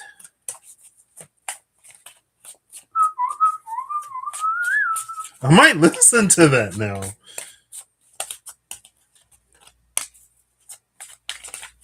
I mean, Daft Punk is one of my favorite artists. So I was listening to, there's a line, there's a sound in a Daft Punk song. Something triggered that sound in my mind, and I don't know what song it's in. I felt like it was in Discovery because I think Discovery was the album that Interstellar 5555 was animated to. But then I'm looking at the songs and I'm like, I don't think it's any of these. But I think I have the song, and I don't own every Daft Punk song, so I'm listening in my spare time to try to find it, and I put it on before I got in the shower, and it was what Robot Rock came on, in the whole song. There's a significant part where it's just like rock, robot rock repeated, and I love it.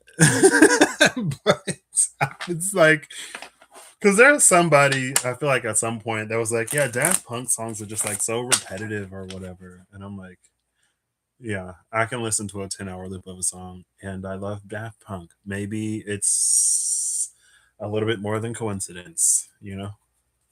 Not, anyway. All right. They came out face down. Who is it? One card, and it's the Nine of Wands.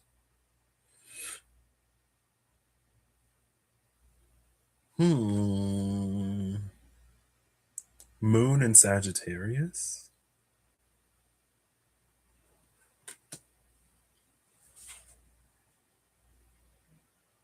The Knight of Wands is an interesting image after having seen the Eight of Swords, who was blindfolded between those eight swords. And rather than blindfolded, I mean, but he's like bandaged, right? Bandaged and not bound. What's at the bottom of the deck? Bottom of the deck is the Hanged Man, which is Neptune. Water and or Pisces.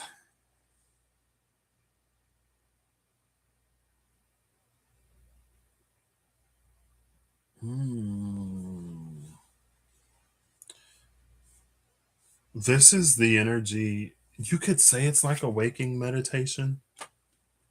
And under the Hangman is death, 1213. But it feels like death is coming with her scythe to cut him free. Also, the glyph of Neptune here being the trident, maybe. Yeah, the glyph of Neptune being the trident. And then you see the Trishula right there. It's like death has come to cut him free. But because I'm seeing her, I mean, it could still be a bangle if it's like on her leg, right? I'm seeing the bangles on her legs, and like the rope that's tied around his foot. So it's like just because he's cut free doesn't mean that the rope won't not be there. Oh, girl. Just like the scars, like battle wounds on this Nine of Wands. Because it was giving like, so I saw the tattoos that he has, right? First the one on his leg, and then the other tattoos. And it's giving Maui, how the tattoos like tell his story. Right. And then it's like just like the tattoos would tell his story, the rope tells the hangman's. of a time when he was bound to the tree, but he is no longer. And I feel like there's like a better way. Um, it's very like, and I think with the energy around the night birds, I think it was with the coffin and the justice. And I'm trying not to tangent so hard I forget about like the point I was trying to make. And I have to say this. um it's like you can, just because you overcome something, just because your situation changes, it doesn't mean that you have to forget where you've come from, because it's almost like there could be something lost in that. It feels like it's reiterating that point where not everything we go through we have to carry with us.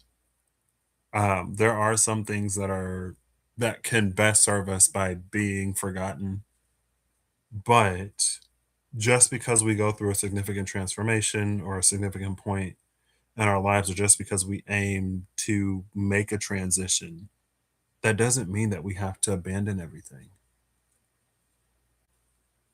And again, sometimes we can be encouraged to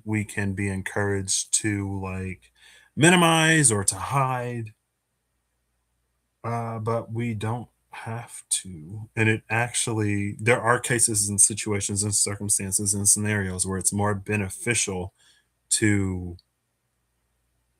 not cling to the past,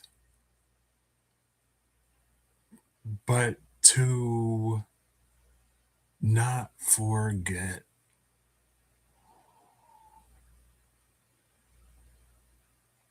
right?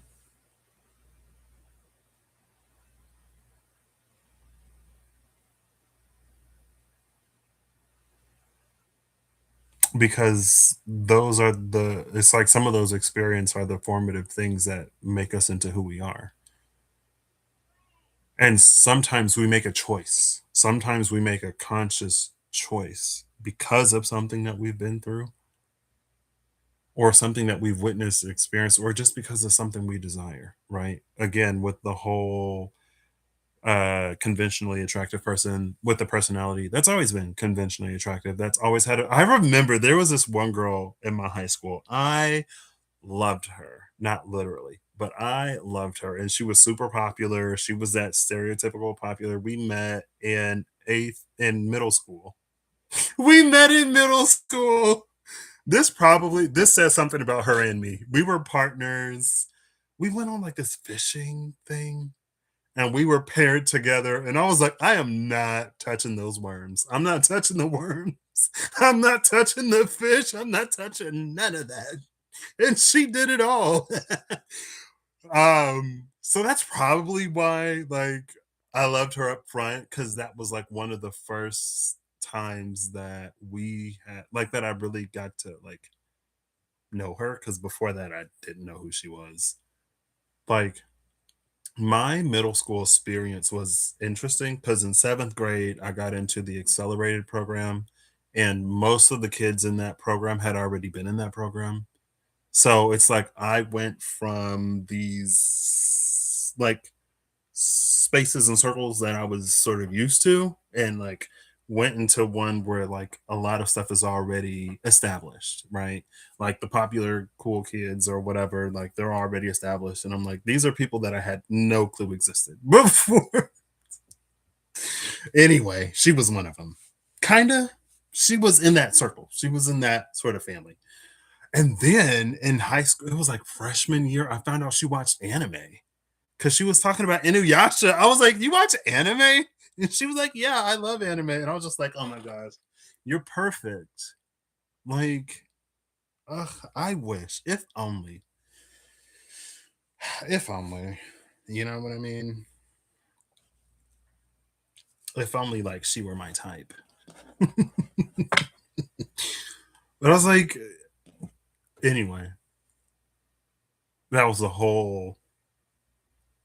it's like there are reasons why, and kind of sort of playing on that whole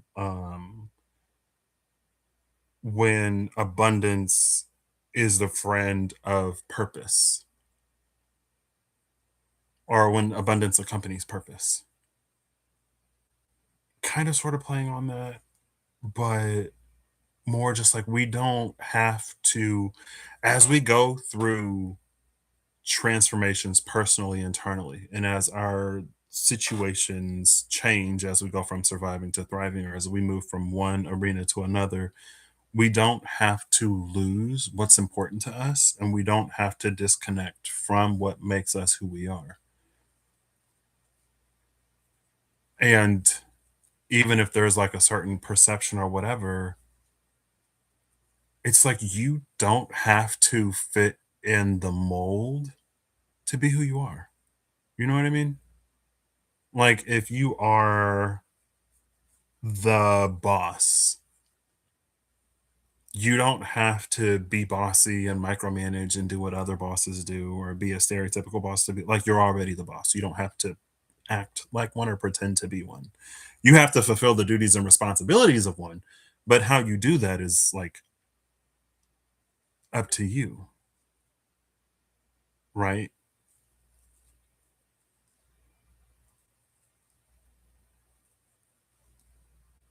Like we don't have to, I'm trying to think of a way to like succinctly say it, but it's like we don't have to lose ourselves as we change and grow and evolve. Especially with that 8 of Swords, 7 of Wands. Oh, I can't go for that deck anyway. It's not in the third drawer. And the 7 of Swords, 8. No, 8 of Swords, 7 of Wands energy of like someone who was blinded by their own brilliance. Right. Cool. All right. Next is next is the final card. Yeah, she was awesome. That's the like I feel like I know so many of my heterosexual contemporaries that'll be like, "Oh, I wish like I had a girlfriend that was into like anime or into video games or whatever, but like girls don't like that stuff." And like I'm like I have so many girlfriends who are into anime and video games who are like amazing. It's just like it's like for the person that you say you can't find, I am friends with many of them.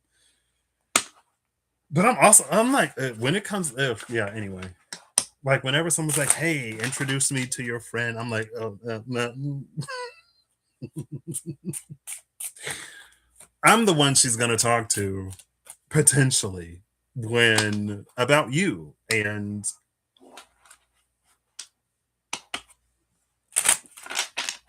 anyway, then or are the clouds departing? It says my connection went unstable. I don't know if I'm still live because sometimes it says that and it cuts out.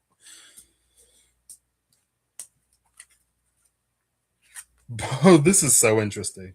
Bottom of the deck is the ship, which is number 3, but it's an airship. I just saw this, yes, 3 and 6. I just saw that yesterday, day before yesterday. Someone was taking an airship to accomplish their mission and to save their friend, and they were being followed. And they were like, "Oh, I'm gonna like go above the clouds." So, hey, Holly, how you doing? Okay, thanks for letting me know. They went above the clouds, and when they were above the clouds, it was harder to see them.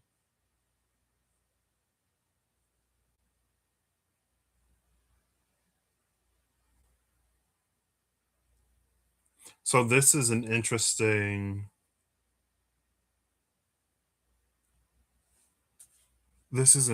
combo because if this is a ship that's flying into the clouds, it can be difficult to navigate. But if you can clear the clouds, it'll be like clear skies.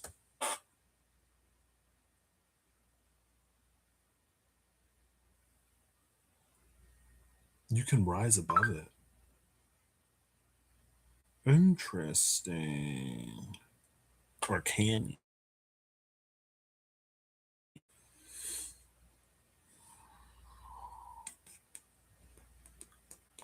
But yeah, this airship combination. Oh, those are the mountains. See the mountains in the back? First, it was the birds in the mountains that brought that Yamask energy up. Um,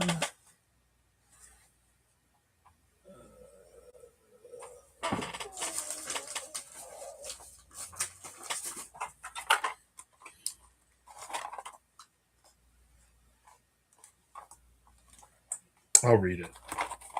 The Yamask energy came up, but now we see it on the same card. The mountains mean nothing to the airship. The airship can fly right over them. And even if the clouds come, well, the ship can fly above those two. But it does make it like you can't see the ground when you're flying above the clouds. And that's why you have to be grounded within yourself. Or that's what makes it helpful when you're grounded within yourself to not be lost.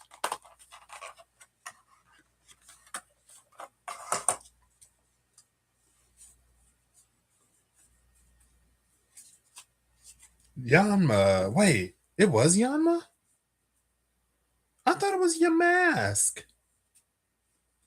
It was Yanma. It was Yanma. It wasn't Yan Mega or Yamask. It was Yanma, which is the baby, like the baby magician. See, it's red and green. Wait, where the flavor text? Hello? Gravity Mountain.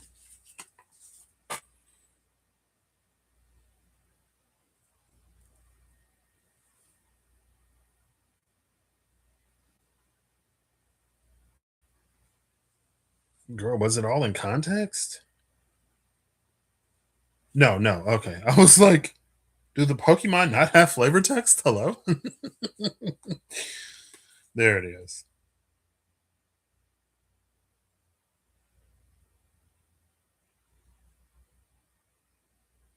That doesn't help. If it flaps its wings really fast, it can generate shock waves that will shatter windows in the area. Okay, well, it was these two. Maybe because we see it in the mountain. The Yanma that, like, Gravity Mountain, not affected. We see the airship flying above the mountains in the final card. And even if the clouds, again, even if the clouds roll in, you can climb above the clouds. But when you climb above the clouds, it disconnects you even further from that grounded experience of reality. But, and it feels like, again, that becomes more dangerous potentially when you sacrifice those bits and pieces of yourself, right? Because maybe there was a point in time where life was the deciding factor on what you would do and when you would do it, right? It was like, oh, I got to do this because I got to work. And so I can't afford to, either through money or through time, I can afford to be distracted by these other things. But when you can afford to be distracted, I feel like that's kind of sort of pushing it. Well, kind of, sort of, maybe not. Because it feels like you still wouldn't be. If you sacrificed those things and you thought, oh, well, like this is something that I have to do, or like and it's like, number one, you really don't have to do it. And number two, oh, where did that hair come from? There's going to be a time, there may come a time and a place where you're really glad you did it.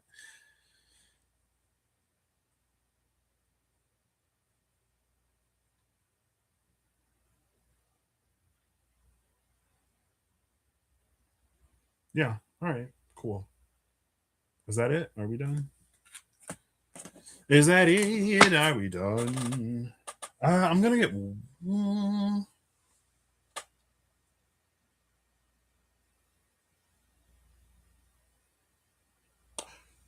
But so it's almost two because it feels like maybe someone goes above the clouds to keep navigating. And when the clouds clear, it's like the landscape has changed or something. It reveals something like beautiful and breathtaking. And maybe, yeah, anyway, cool. All right. I feel like that's enough. I do have these. I did pull them out.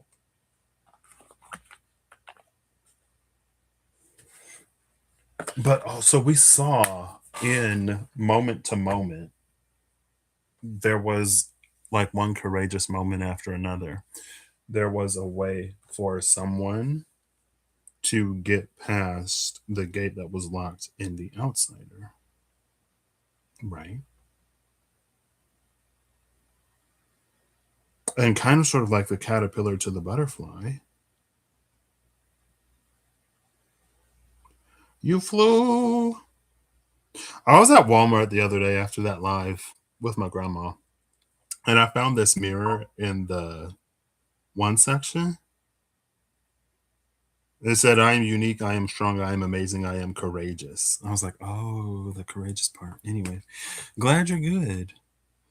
Um, yeah, I feel like I want to. It's fine. I can leave it at that.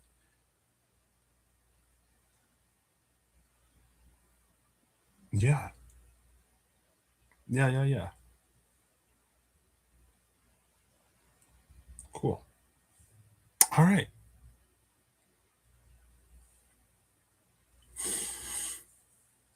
Mm, watch me just like sit here for 5 minutes, not saying anything, but checking my phone every time it makes a noise. Excuse me.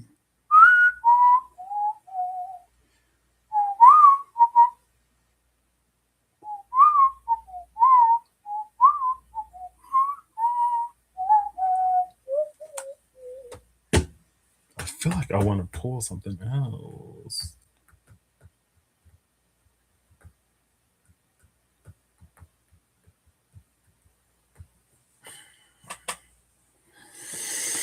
It's already here. Why not?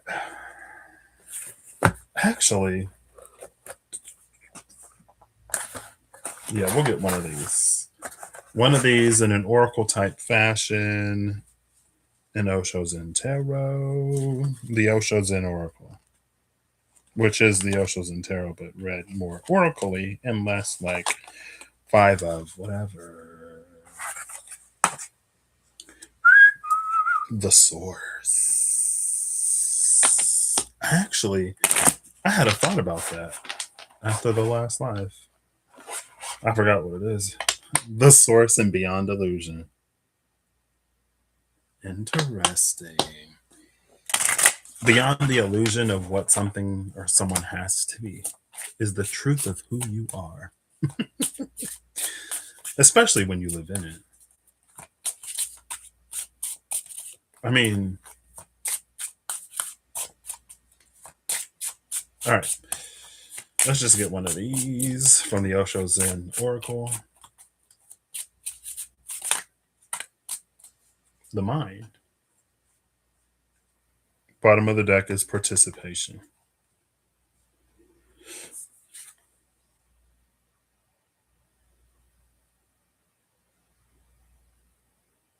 Are these towers? Are those towers coming off of the mind?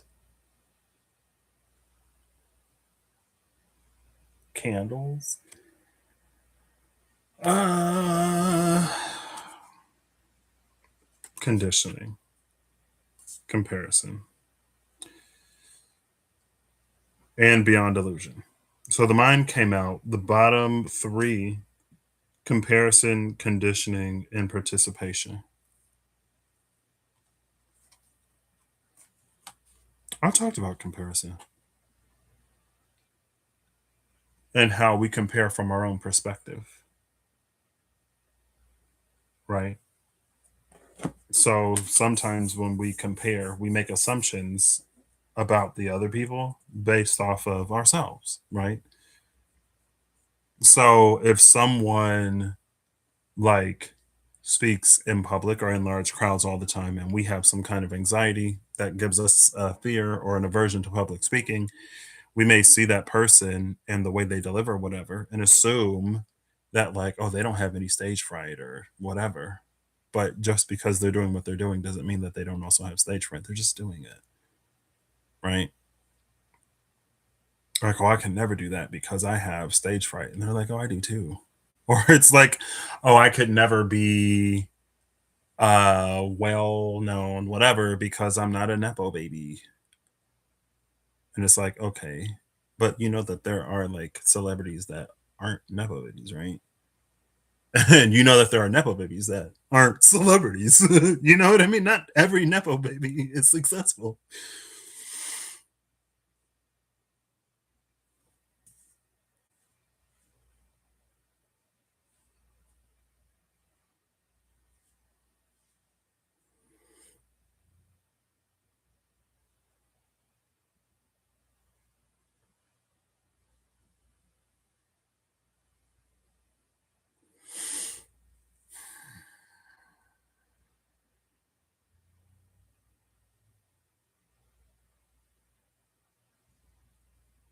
It feels like the mind can be one of those things that won't change unless we change it. It doesn't change itself. So sometimes we have to participate in things to to create opportunities for conditioning to fall away.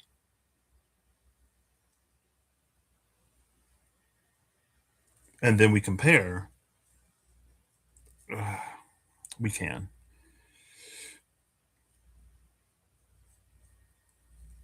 truth and reality versus what we were conditioned to think. And this doesn't even necessarily have to be in like a large scale type of like it's not even necessarily about like worldview and stuff like that. It's like if we don't give ourselves or if we don't take opportunities or give ourselves the opportunity to be anything other than what we've always thought we were or what someone has already always told us that we were, we'll never give ourselves the chance to prove that that's not the case.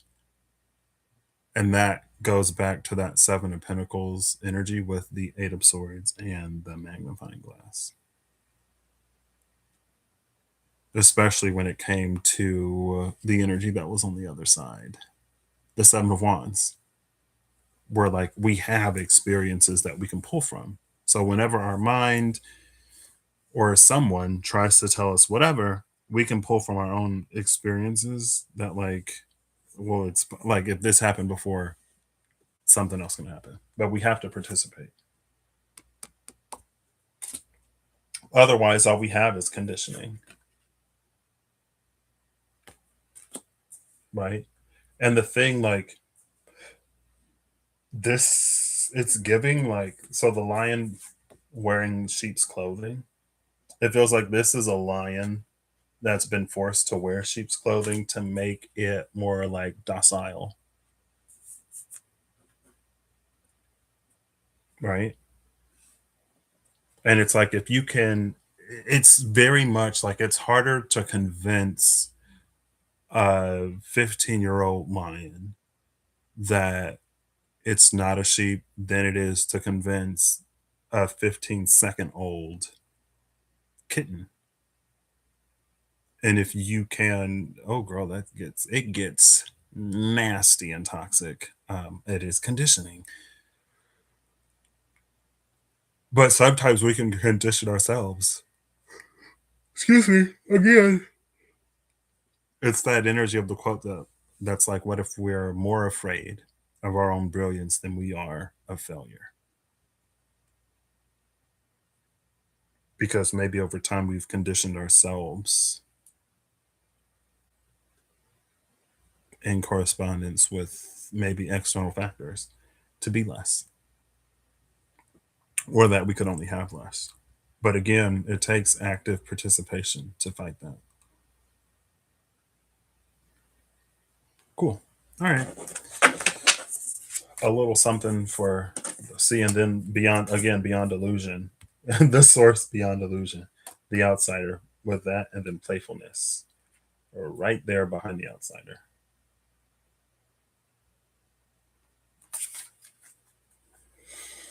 Um, yeah, for those of us who are still, and it isn't even necessarily like those of us who are still struggling with the Seven of Pentacles energy of the daybirds. Excuse me, it's more like there may be times where when we're either in transition or post transition that we may doubt. And it's like the only way we're going to know is to participate, right?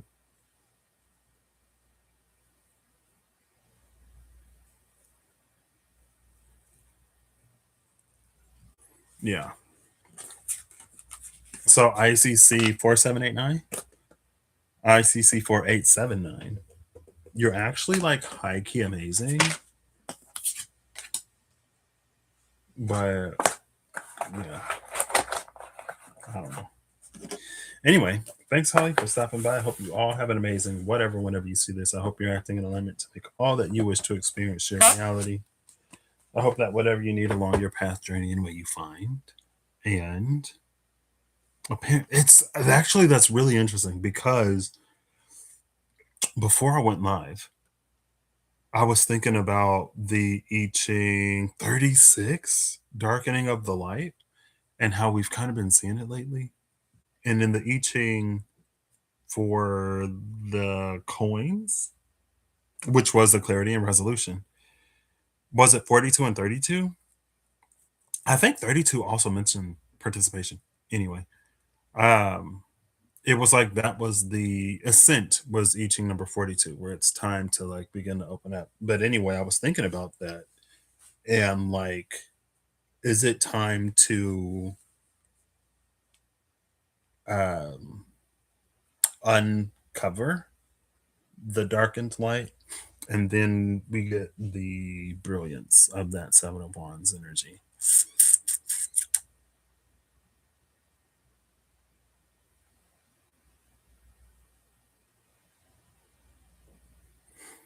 And it's like you can show up in your full radiance and not be